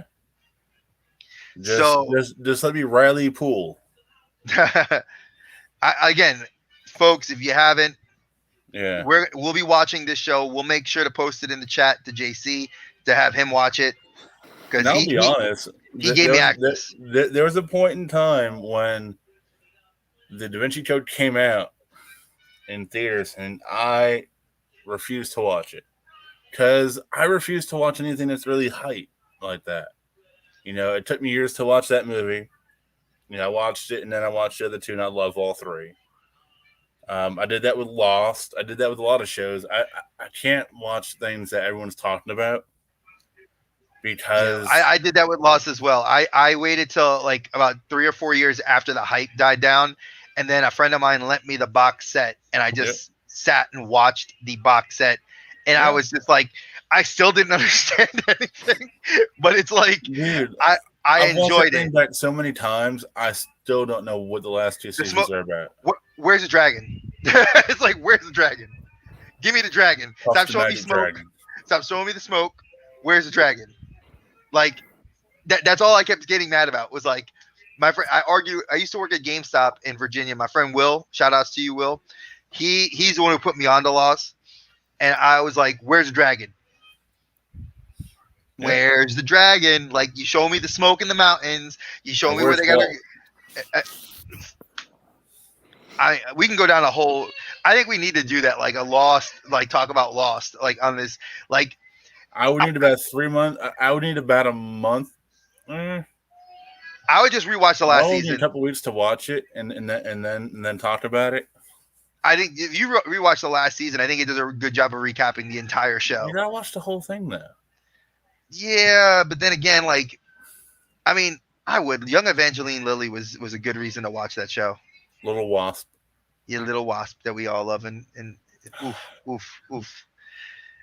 But yeah, I'm just saying, folks, it's something to check out. I know that's definitely a show I would like to. The one that we were the last symbol. Steamboat.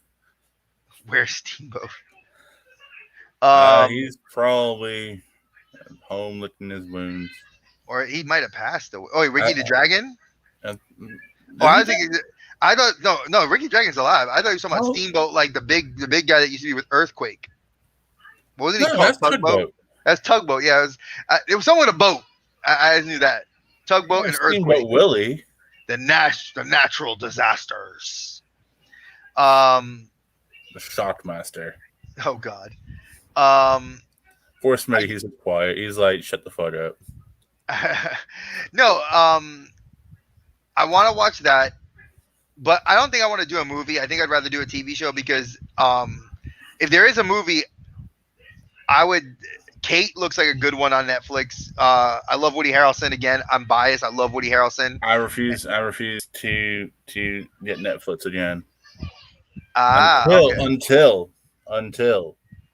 Cobra Kai season 4 comes out, which is January. Can't wait. That's January. That's what they Larry said. Silver coming back, and they said, "Well, I know and JDF's going to be on the show too." He already stated that. Hey, don't talk about JDF like that. I don't care about him. Kate's kind of a no-brainer, but it's worth the watch.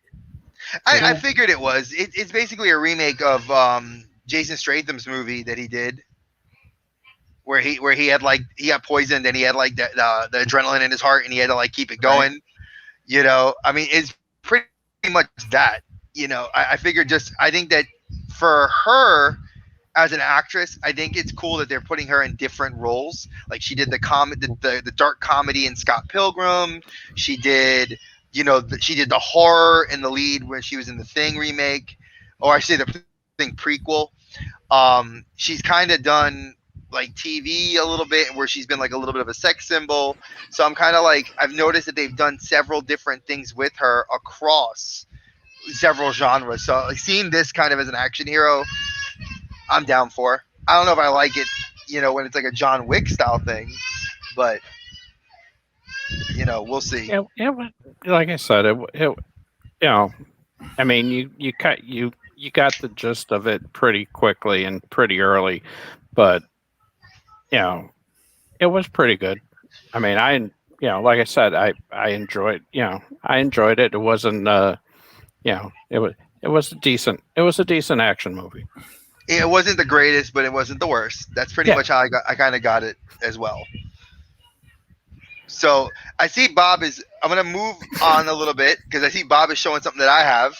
And I want to know, is there anything that is on your current watch list as a item you are looking for to get for the holiday season?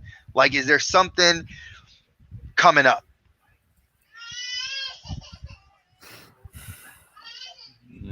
I mean, a couple we know the pre-order list that you put together because I sent you that message. Let me pull up my my wish list from Entertainment Earth real quick. If you guys don't know, because we have our group text that we have through Instagram,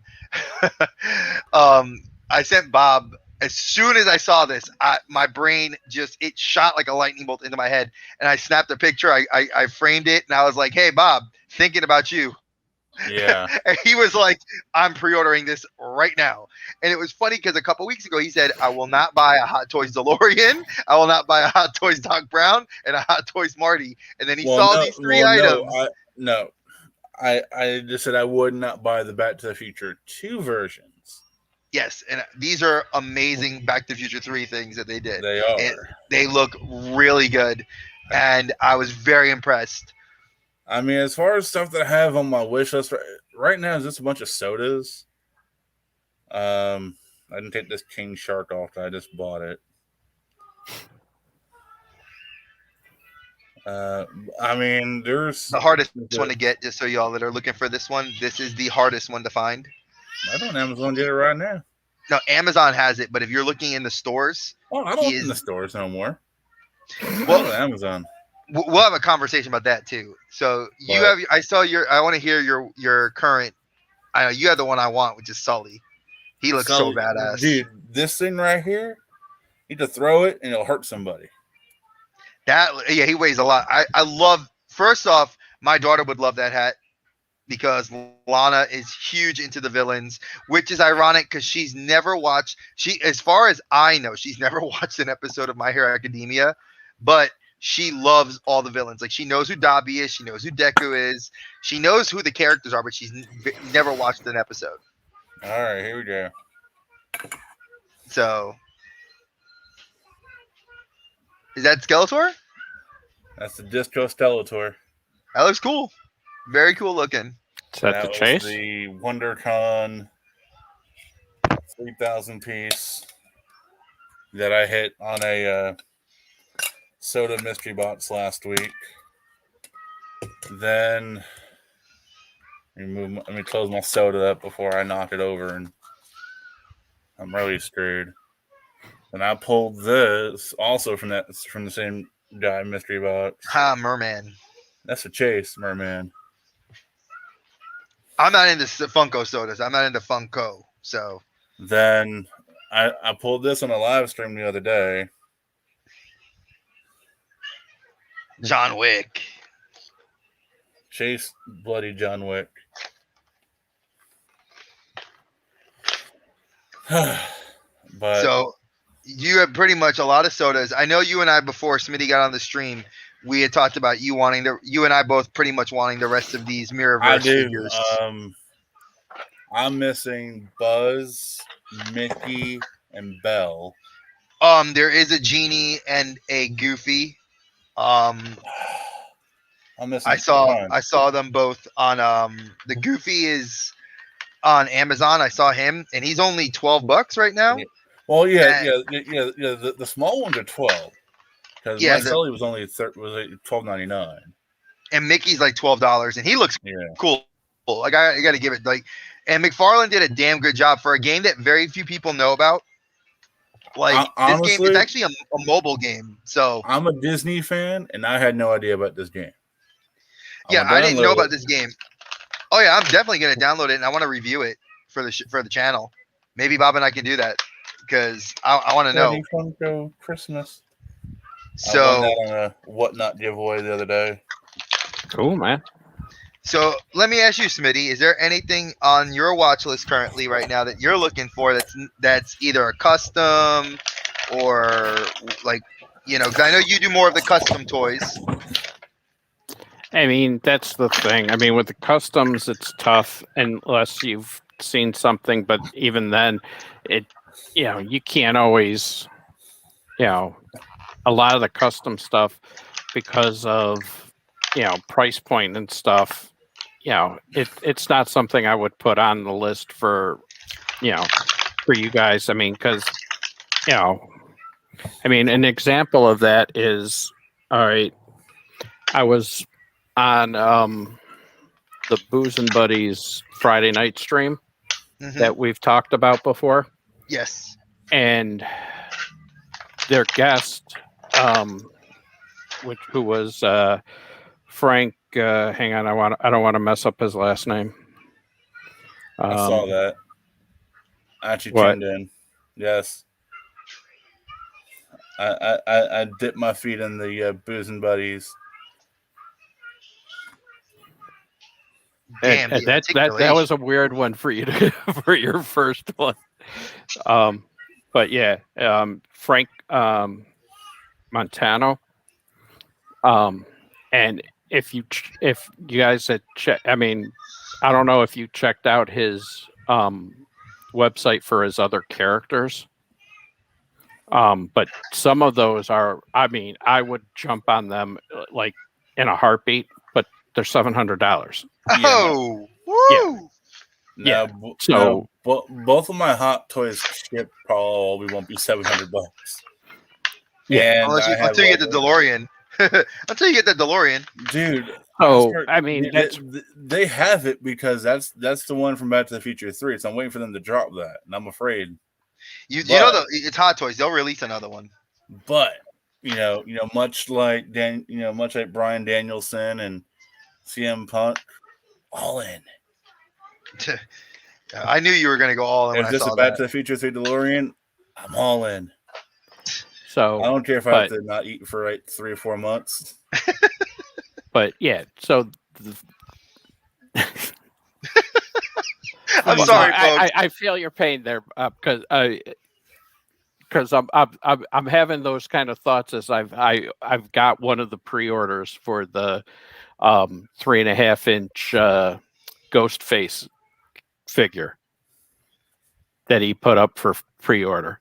Nice. And all I'm gonna say is that Smitty, you're never gonna starve because the way Liz cooks, you will eat. You will eat. But the short answer to your question for me, I would love to get the Hogan Elite or the Hogan Ultimate. Wait, which one? The Amazon exclusive? The one that got pushed to because there's the NWO one's damn near impossible to get. My goal, if I could, at some point, I want the Kevin Nash, the Scott Hall, and the Hogan NWO Elites. Well, I have I couldn't do it with Funko because I had the Kevin Nash chase. The Scott Hall would have been about another $75, maybe $80 at the time, but the Hogan's like $300. I ain't doing that. Well, no, Scott Hall you can get now at Target for like $20. No. I'm talking about the Funko. Oh, the Funko Pops. Yeah, I was gonna try to do a Funko, NWO OG, but Nash I had, Hall would have been about $80. Hogan was like 2 something. So And that's now it's like $300. elites. So if you're looking at elites right now, just in case anybody in the chat wants to get elites, because that's like kind of my department. The best elites you can get your hands on right now is Hogan's pre-order for his yellow and red Hulkamania is Amazon. The first wave shipped out already, and that was with the Jeff Hardy Amazon exclusive with the spinner belt and the butterfly joints in the arms. Nobody likes the face because it looks terrible. His face was terrible anyway. Yeah, I mean his face is terrible, but like the way that the sculpt was absolutely terrible. Then there's the those are $40 through Amazon. King Shark's dope. Those are 40, and then I know that The Rock, Cena are $40. Target's supposed to be getting an exclusive figure at the end of October for the elites. I forgot which elite series. I've got the Kane Ultimate. Yeah, Undertaker and Kane. I did that through BBTS. I have the Drew McIntyre Ultimate, and I also have the Undertaker one for pre-order on Entertainment Earth. Say hello to Gundam Buzz Lightyear. This is dope. I can't front. I love Buzz Lightyear. This is dope. Like he looks like a freaking Gundam, but that's why I love it. Like they did this right. Good job, Disney. Good job, Todd. Just when you got me out, Todd, you pulled me back in with your damn Buzz Lightyear and Jack Sparrow. But yeah, those ultimates. I know for anybody that's not a collector, there are 3 levels of WWE Elite figures. There are basics, which are $9.99, and the women, which are good. They're the basic figure is something I'd give Rory. It has the arms just go like this. Basic. There's articulation in the elbow joints. Only they're single jointed. The legs are single jointed. They move up and down. But it has no other no ab crunch, no nothing. Female figures, though, that are basic are actually heavily articulated, but a lot of people are biased against them because they'd rather wait till there's an elite version of them, especially if it's like a top star like Becky Lynch, Bayley, Sasha, or Charlotte. Then you have the elite figures. The elite figures are broken into top picks, SummerSlam, legends, and those elites are $20. They're going up in price though. I think they're going to be $22.99 from what I saw on Target's website. But they sit anywhere from $19 to $22.99, and those are your heavily articulated figures. They usually come with accessories. We get a wave. We're up to wave 86 is currently in store, and that's the SummerSlam wave. I know 87 just dropped, which is what's his face? That's Santos Escobar with the Cruiserweight title, Candice LeRae, the Warlord, which is a Target exclusive, and it's like the most hardest one to find. They're starting to put legends inside of into these waves to get, and they're usually a Target or Walmart exclusive. And they usually have a chase variant of at least 1 or 2 of these figures. And then you have what they call the Ultimates line. Now, Ultimates they used to run $30.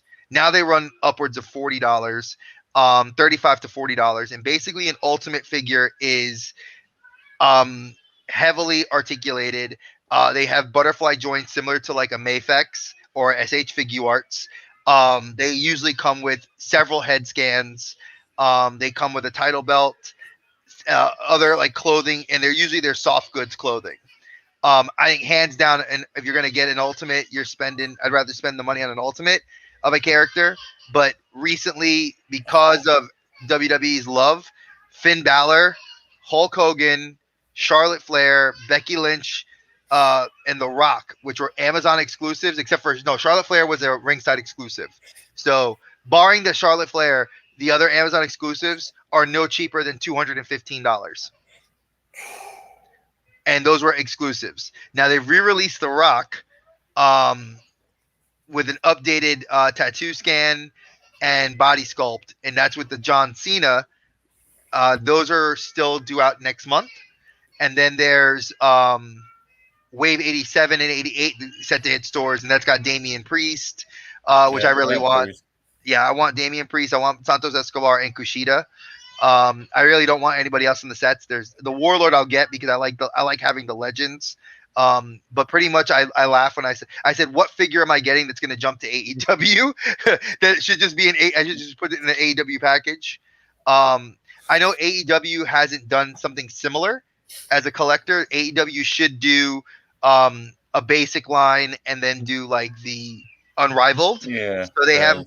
So they have the Unrivaled line, which is their base figure, which I just sold a Luchasaurus that I had scooped up, and I got it for like $5, and I just sold it for $21 on Mercari. I just can't justify, because the ones I want would be either Jericho or Moxley, and they're $40-$50 on Amazon right now. Here, I'll show you. Well, that's what you can't get. You got to go to Walmart. Sadly, that's I know. So here's I hate going shopping. Here, look, I'll show you guys. So this right here, folks, this is an ultimate. This is the ultimate Fiend. So he comes with 2 different head scans. He came with by far one of the coolest accessories that he comes with is the Fiend title belt that we saw at Crown Jewel, and when he had it when he was champion on SmackDown. He comes with like the level of detail in the hands. If I can get the camera to focus, it says heel and hurt. The tattoo scans are amazing for a wrestling figure that was. I got this when they were still $30, so this was a great pickup. And then he has the jacket, another head scan, and different arms. So this is what, as a collector, that is an ultimate. Now I'll show you guys like the regular what AEW calls their. If I can get an AEW figure, because I have all my other figures in this area. Okay, I'm going to use Riho because everybody sees her in the store and nobody likes her. Riho's 96 pounds, folks. 96 pounds, and she was the AEW Women's Champion. So here is what their first wave of Unrivaled figures was. This is Riho. Oh, wow. Now, I have this figure, and I took the belt off of her, and I put it on Britt Baker, which I could find that and show it to you. But this is what their Unrivaled Wave 1 figure was. Now, I'll show you an Unrivaled Kenny Omega, and then I could show you a Unmatched. Like here's, okay, here. This is perfect. This is an Unmatched. This is their newest line that they just released. This is Britt Baker. Oh, wow. She has a plastic goods jacket that you could take off. It's a little bit more difficult. You could pop the arms out and they pop back in pretty well.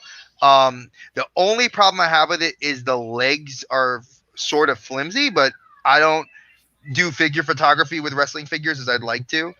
But this is her figure, and I gave her the belt. So this is an Unmatched figure. This is their recent line.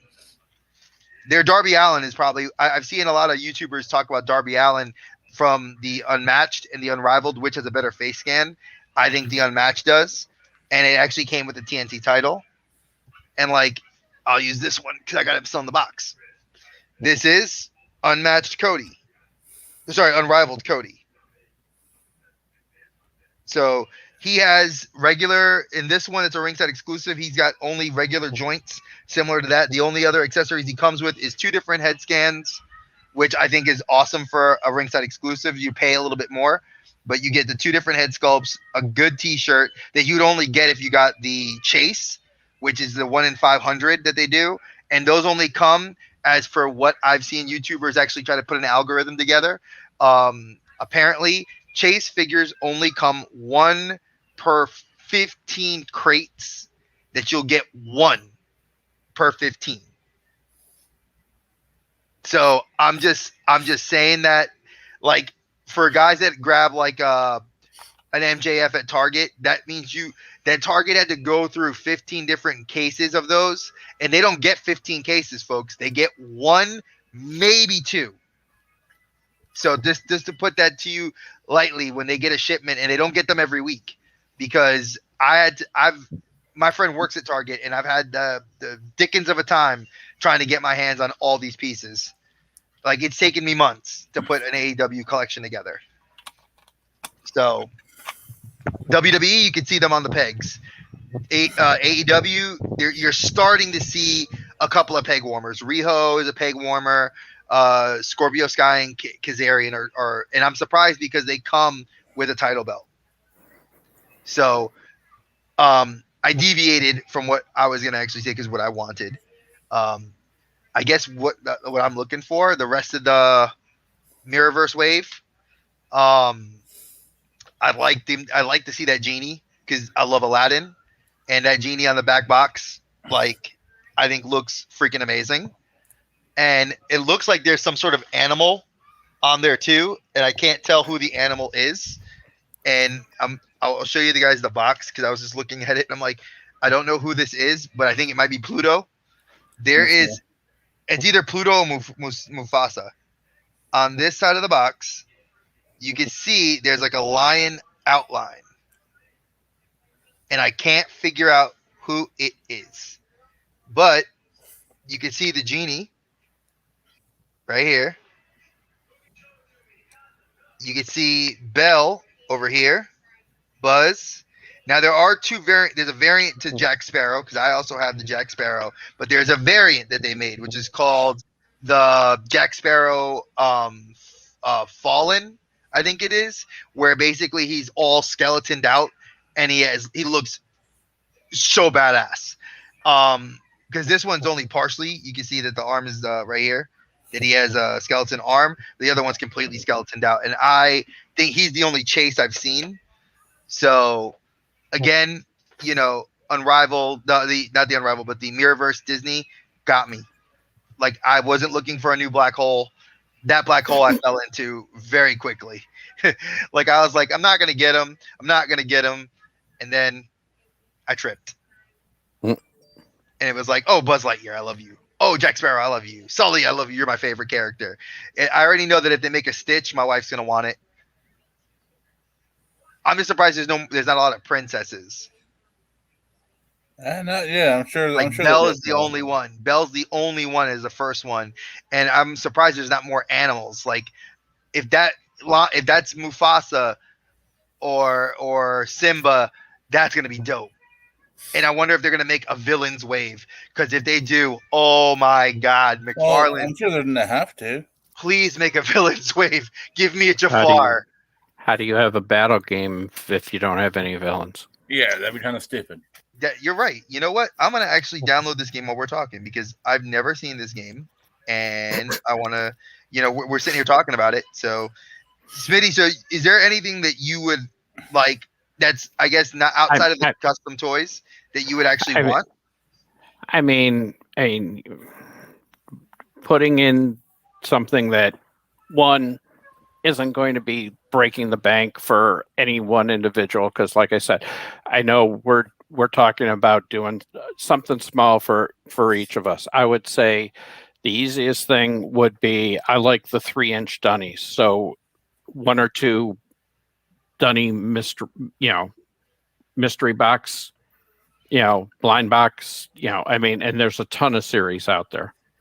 Oh yeah, Dunnies I've seen because you can find them on Amazon, you can find them on Big Bad Toys, you can find them pretty much even in stores. Like if you go to like Barnes and Noble or Hot Topic, some of them have them and stuff. Yeah, so you can order them. Amazon's got a bunch. So the easiest thing. Because I have a couple of, I've got like 4. Well, I just picked up 2. And 2 of them just came in.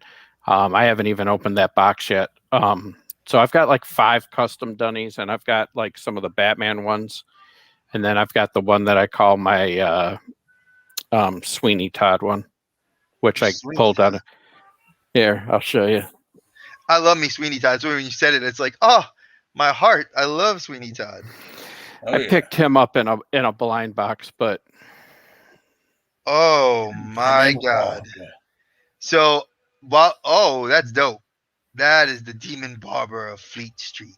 But yeah, with the little straight razor, I was that is dope. I'm like, that's my Sweeney Todd Dunny. That is dope. I like that. Oh my Disney goodness. Sorcerer's Arena. So just in case anybody wanted to know, I have found the actual the wiki site for Mirrorverse, and this is the character list for. I know it's all bright, so you can't really tell. Just I'll read you a few. Aladdin. You get Aladdin, the Genie, and Jafar. Beauty and the Beast, Belle and Gaston. Big Hero 6, Baymax. Brave, Merida and the Will-O-Wisps. DuckTales, Scrooge McDuck. Fantasia, Sorcerer Mickey. Frozen, Elsa. Hercules, we're getting Hades and Hercules. Inside Out, we're getting Anger. Jungle Cruise, Frank Wolf, The Rock's character. The Mickey Mouse and Friends, Donald, Minnie, and Goofy. Mulan, we're getting Mulan. Moana, we're getting Maui. Monsters Inc., Sully and Mike Wazowski. Onward, Ian Lightfoot, the main character. Peter Pan, Tinkerbell and Captain Hook. Pirates, Jack Sparrow. Sleeping Beauty, Maleficent. Snow White and the Seven Dwarfs, we're getting the Magic Mirror. Baloo from Tailspin. Rapunzel from Tangled. Scar from The Lion King. From The Little Mermaid, Ariel and Ursula. From The Nightmare Before Christmas, we're not getting Skellington. We're not getting Sally. We're getting Oogie Boogie. Toy Story, obviously we got Buzz Lightyear. WALL-E, we're getting Eve. And Zootopia, we're getting Judy Hopps. That's currently the list of characters, which is what they say that this game is an upcoming crossover mobile role-playing game. The game features evolved and amplified versions of Disney and Pixar characters and combines RPG with combat and fighting gameplay. Defeat an evil threat and embark on a journey to defend the Mirrorverse. Stitch is going to have a cameo in the game, and so is Jack Skellington. There is a trailer. They have a lot of pictures of what the game looks like. Wow, Elsa looks dope. So does Captain Hook. They really did a good job. Like, if you haven't seen the figures, folks, these are the figures. Oops. Like, we've actually, like I said, we have the figures. I mean, the figures are good. Supposedly, there's something on the card we get to add to the game. It gives you a bio. So it has like RPG bio for them. And it tells you what position. So it's like a mobile, League of Legends, where it tells you like range, support, melee, buff, that sort of stuff. Hands down, I think these figures are great. I did not want to collect McFarlane. I said that because I did not like what he did with DC, and I jumped headfirst into DC. But since I collect Nendroids, and I think their Nendroids are way expensive, except for that one I'm getting from Smitty, which me and I got to talk about what we're going to do with that. So, these are like for the price point of like, I think 20, I think they're supposed to be $19.99 right now, but with the inflation of toys lately because of, I guess, customs, I will state this. Do you guys have any pre-orders? Just curious, you, Bob, or Smitty, you guys have pre-orders that are supposed to be due out like within the next like couple weeks? Oh yeah. That they told you it's arrived, but you haven't gotten it yet? Because I just read an article, I forgot from where I read it, that they're actually, we're getting delays on Hasbro and some other stuff because it's sitting at the dock in California because of customs. Because there's no. It's not a customs issue. Okay, so tell me what it is. I'm confused. I didn't know what it is. You have a 70 ship backlog. 70 ships at anchor in the port of LA. On top of that, even once it clears customs, once you get the ship in, offloaded, you have almost 7-day delay for it to get out of the port by truck, 11 days by train. So the entire supply chain is foobarred. Yeah. And because you have a 70 ship delay in LA, you have delays in every other ocean port in the United States right now because everybody's trying to divert to someplace else. to avoid sitting in the 70 ship delay. Now, ironically enough, I just saw this in the Facebook group that I'm in. It's the Marvel Legends Collectors group, and it's one of those. I shouldn't say just that title because it's not that group, but I saw it last night. I jumped on around like 1 o'clock in the morning and I looked at it, and I was surprised because if you guys know the What If universe figures from Marvel Legends, which has the Watcher as the Bath, is not due out till February 2022. Yeah. Supposedly in Nevada at a Walmart, the guy showed the bag and the receipt. He was able to pick up Peter Parker, Nebula, and I forgot the other figure he picked up.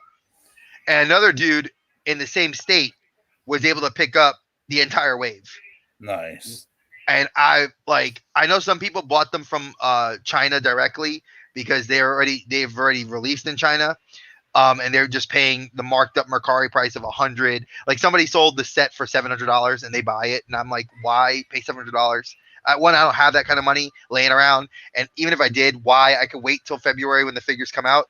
If they're out now at Walmart, awesome. If I find them and I have the cash, I'll pick one of them up. The one I really want out of that set is Captain America zombie form. The better Watcher is the actual Diamond Select one, because he scaled perfectly with the Legends versus the Bath, which is not scaling.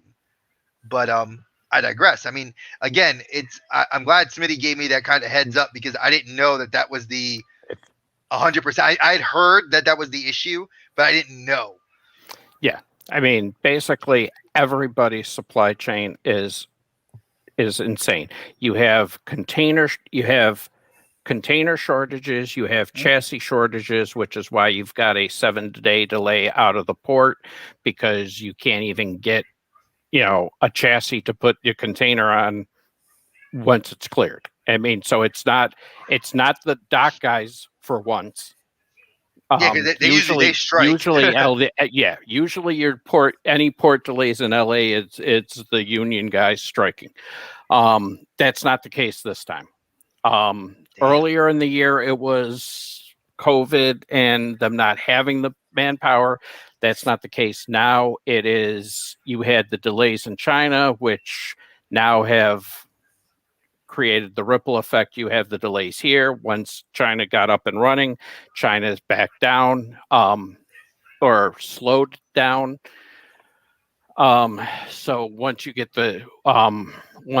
if LA can work its way out of this, you could still get more delays. Essentially, all right, here's the advice for anybody that is watching us. If you see a toy that you think you're going to want or your kids want for Christmas and you see it now, buy it now. Buy it, yep. 100%. And you've had toy company execs say that literally within this last week because they can't guarantee they're going to have it come December because of the delays too. With the supply chain issues, my friend works for a machinist. Yeah, my friend's a machinist, so he builds car parts and he builds hospital parts at the factory he works at, and I can guarantee you. What you're going through, Bob, is the same thing because he's trying to pump out parts here in America. But what about your international stuff? You guys got to get in like materials and parts. I mean, and supplies. This is crazy. That's part of my job. I mean, I am in customs compliance. Any car truck part that has a circuit board on it. Oh, that's probably in one of those 70 boats that are sitting out there of California right now. It's honestly it's crazy because my mother-in-law called me today and her and I talked and she was like, well, what do you want for Christmas? And I was like, I don't know yet.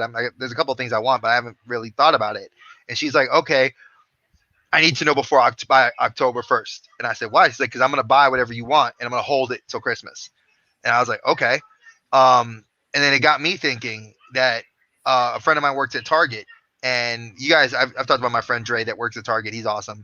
He had my other friend Marco, who works at another Target in the same state here.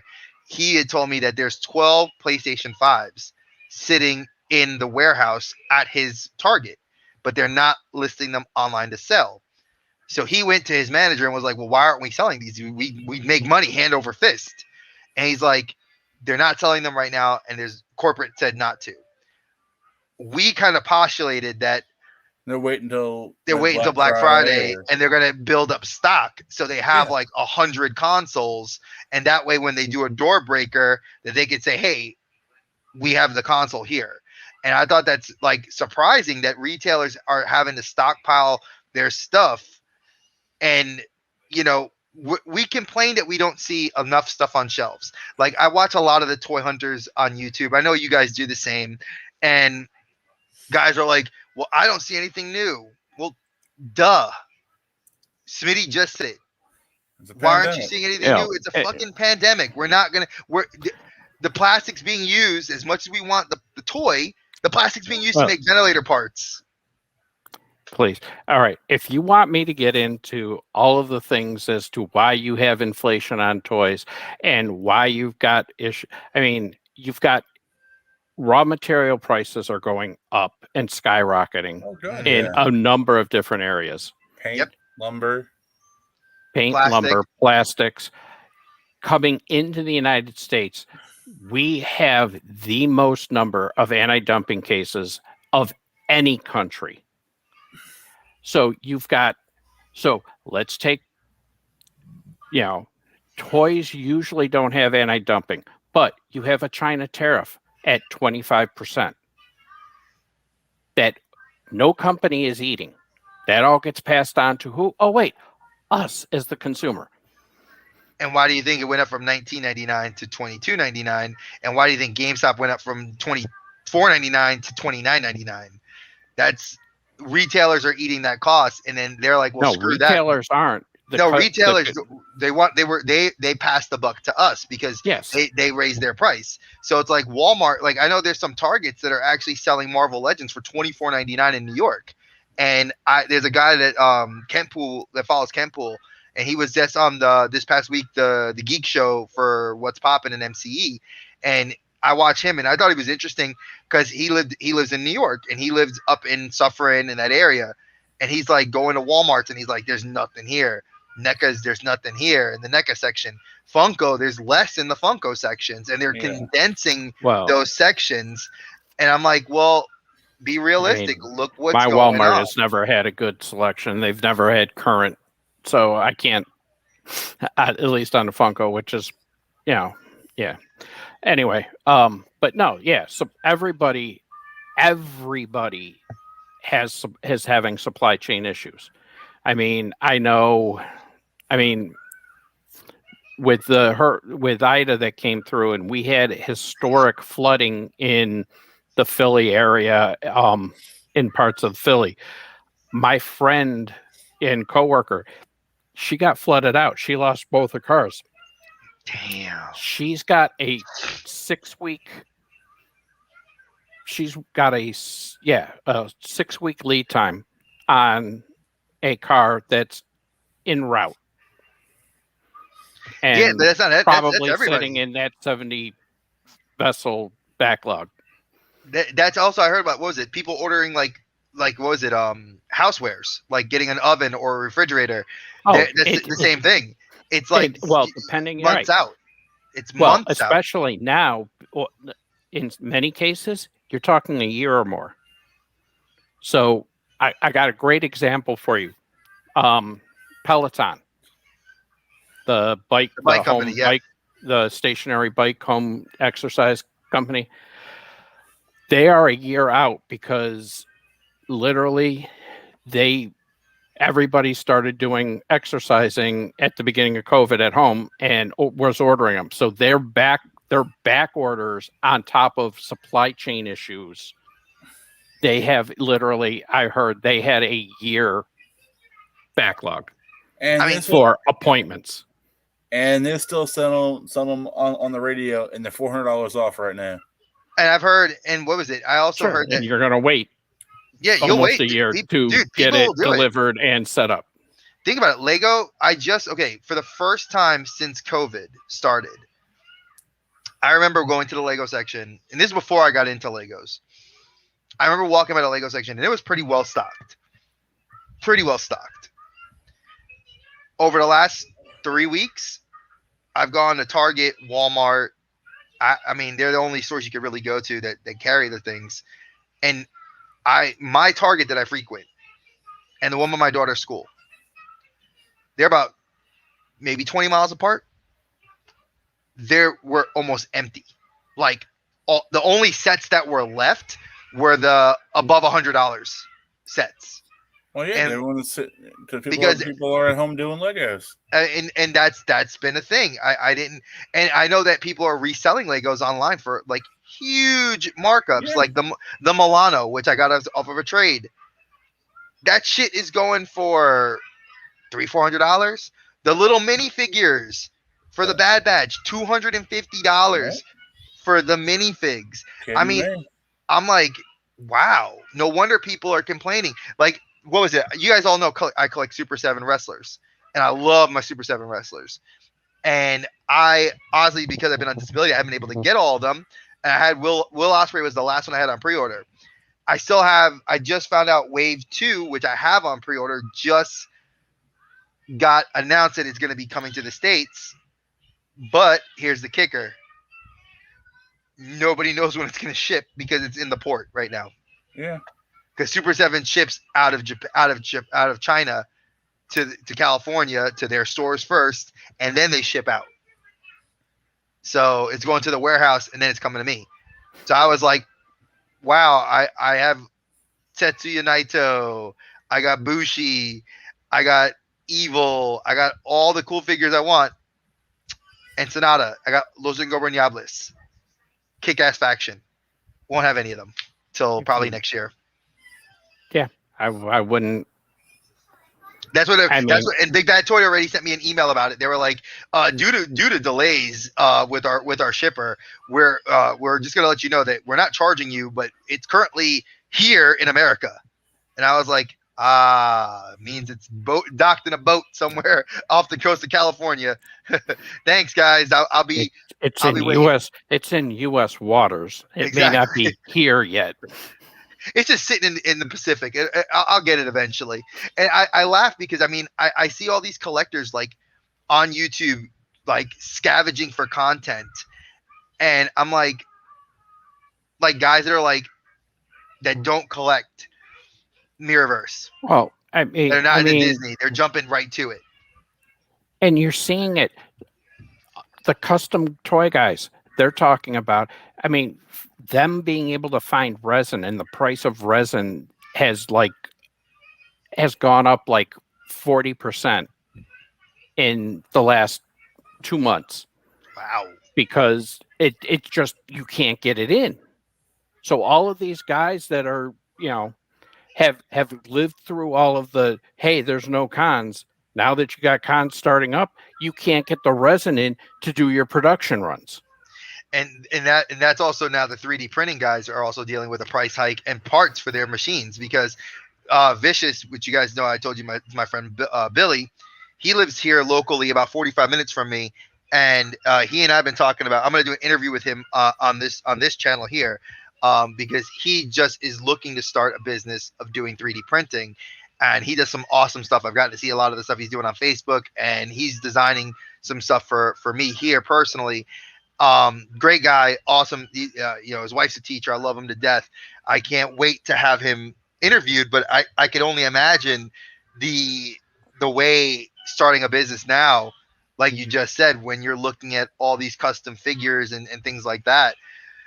I mean, even the guys overseas are catching it just as bad. Oh yeah. I mean, and yeah. Anytime, bro. And that's the thing. I mean, the guys in China can't get an empty container to load the stuff, and because you're not getting all of the scheduled like route. You've got when the supply chain is working normally. I mean, basically, the ships do you've got like a Pacific and an Atlantic main route. You've got a couple round the world what I call round the world routes. But usually it's, you have a Pacific circle that will go like Japan, China, Singapore, and then come out of Asia, maybe hit India, and then shoot over, or usually it'll go out of India, come up, and then shoot over, hit Vancouver, Seattle, LA. So it's either going up the North American coast or down the North American coast. And they're basically, it's like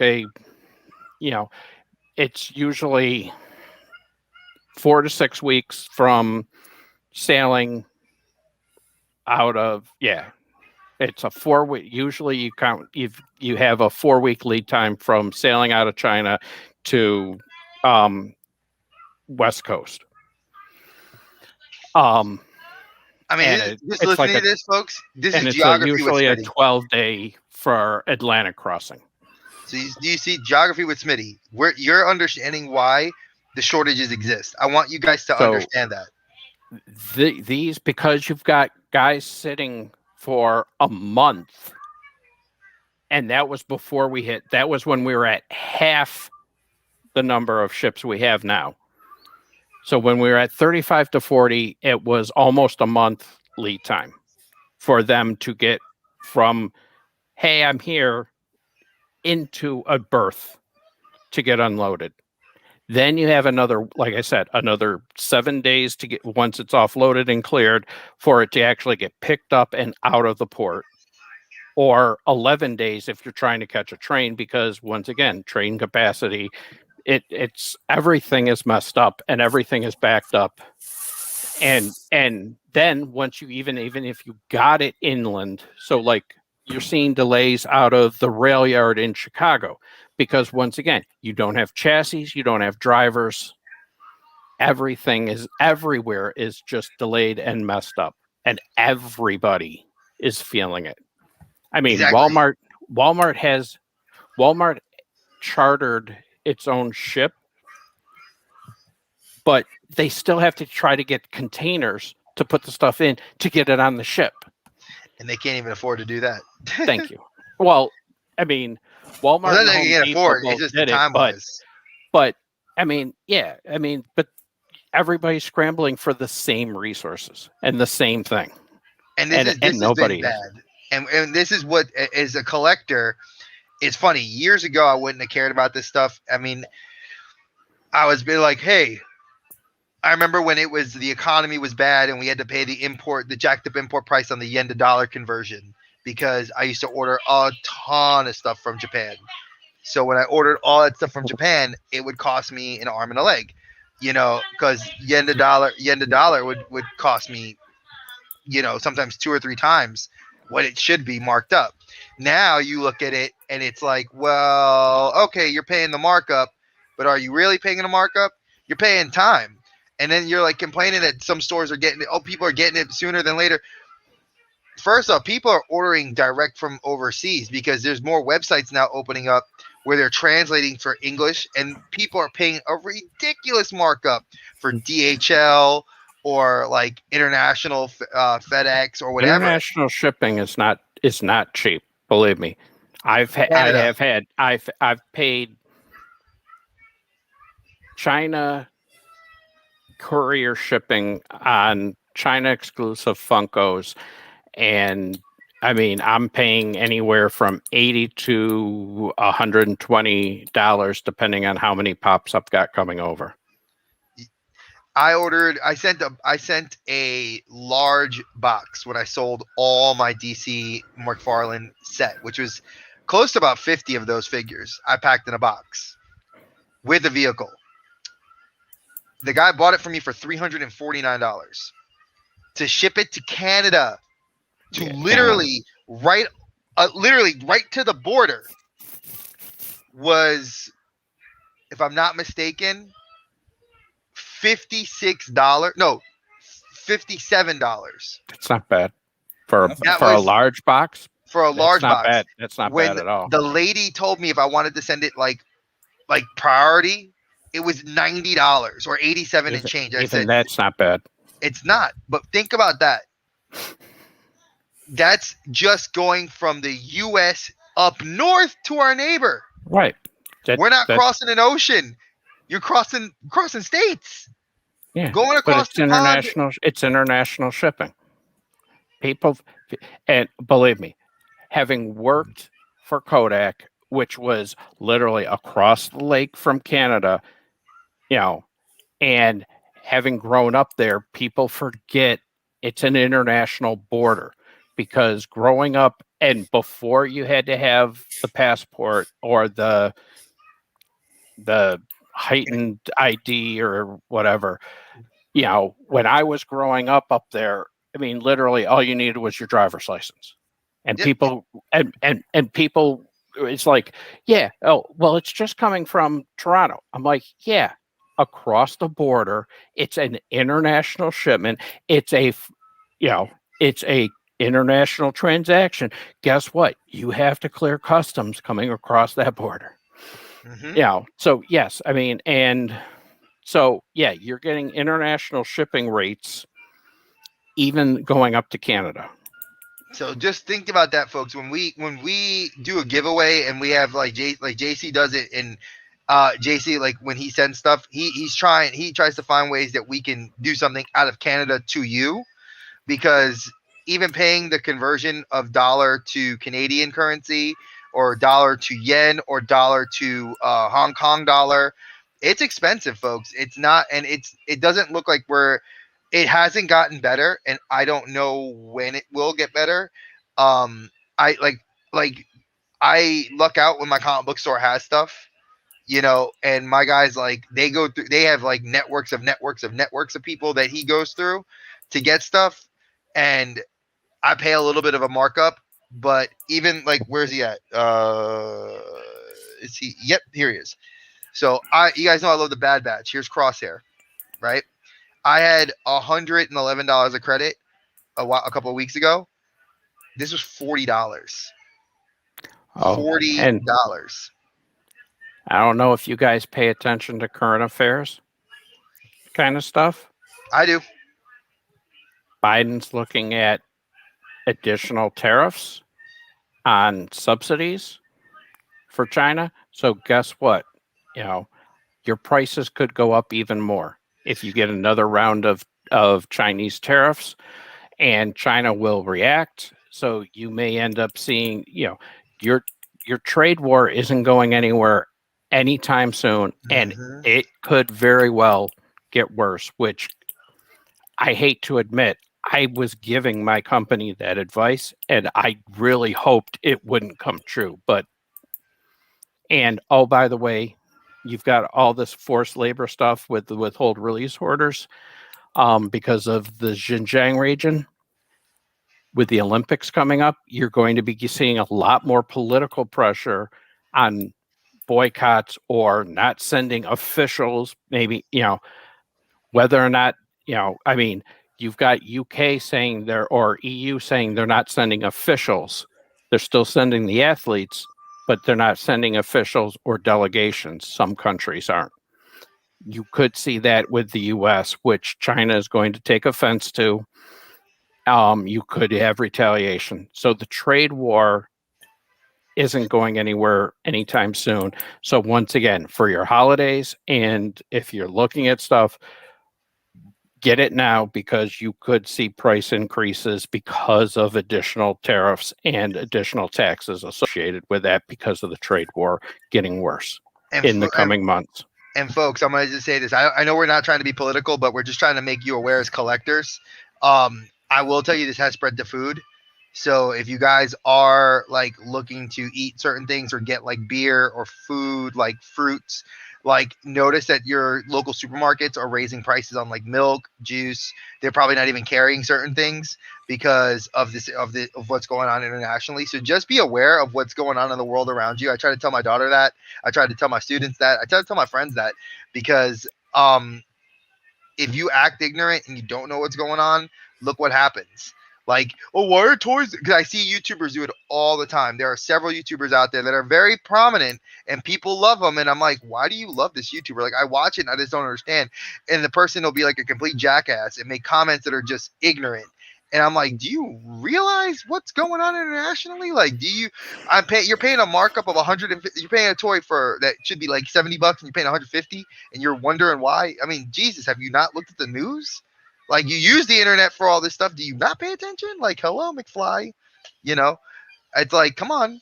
So I just try to like tell people be aware, and that's why we're even talking for the holidays for us, as we're trying to like look to decide what if we want to do it a little earlier, because even local US you're dealing with delays in getting packages, so you can get it happens here. So if you guys ever want to send us anything, like I know JC and I never tell you to send us anything, but if you guys out there choose to, no, you can send me whatever you want. I sometimes I serve it up. I just know Bob's gonna smack it down. So if there is anything you guys do want to send us as like a gift or whatever to us, just be mindful of what's coming and try to get it out before then. I'm just gonna throw it out there. I wear a size Chase Ninja Turtle sodas. All 4 Ninja Turtles, all 3 villains. I wear a size Chase. The glow turtles and the black light villains. Now I love him. I mean, I wouldn't go that route. I'm a little bit more simpler, but that's, you guys hear what we talk about. I mean, King Shark, even him, like McFarlane. Dude, I know McFarlane's catching it. This pop right here, $35 on Funko app right now. But he's badass out of box. Wait, have you seen the King Shark Build-A-Figure? How much he goes for? Have you seen the gold label? What he goes for? I ain't touching any of that. So any of you that were lucky to get a gold label, and there are a few YouTubers. Plastic Empire. If you got $10 for that's $35 pop, right? Yeah. $30 for 3 inches of plastic. If you happen to get the 7-inch, I think he's the 9-inch King Shark. His gold label figure goes for anywhere from as low as $125 to upwards of almost $400. A Hot Toys price. Just giving that. And I have most of the Build-A-Figure. I only need Polka Dot Man to get the center torso and the face. Good That's luck it. with that one. And I can't. My comic book store has said Diamond Direct doesn't carry it anymore. If they're waiting for a trade to come in, I said I'll just want the Build-A-Figure piece. And same with where is he at? Here. All I need's Ultron. He has no arm. I just need Ultron to get the arm. $20. That's all I want. Is the arm. And for your holiday shipping, look. Just a FYI, U.S. Postal Service holiday rates go into effect October 3rd. I saw that. Hey, you leave my customer alone. I work for the Postal Service. You leave them alone. Just look, folks. This is what I got. And I can't do nothing without Polka Dot Man. Can't do nothing without Ultron. And so I don't even want the figures. I just want the bath pieces to build my 2 figures so they can fight each other. Bears versus sharks. So basically what Dre is saying is right now he wears a size Polka Dot Man Build-A-Figure and a size Ultron Build-A-Figure piece. See, thank you. See, look, he knows. That's exactly what I'm saying. Just understand the frustration of like, I go to Target and I look and I'm just like, Marvel Legends, empty. Just dust, tumbleweeds. I haven't been to a Target since the last Target Con. I haven't been to Walmart. What's this Target Con? What's this Walmart Con? What you speak of? I don't collect Funko Pops. I haven't been to Walmart since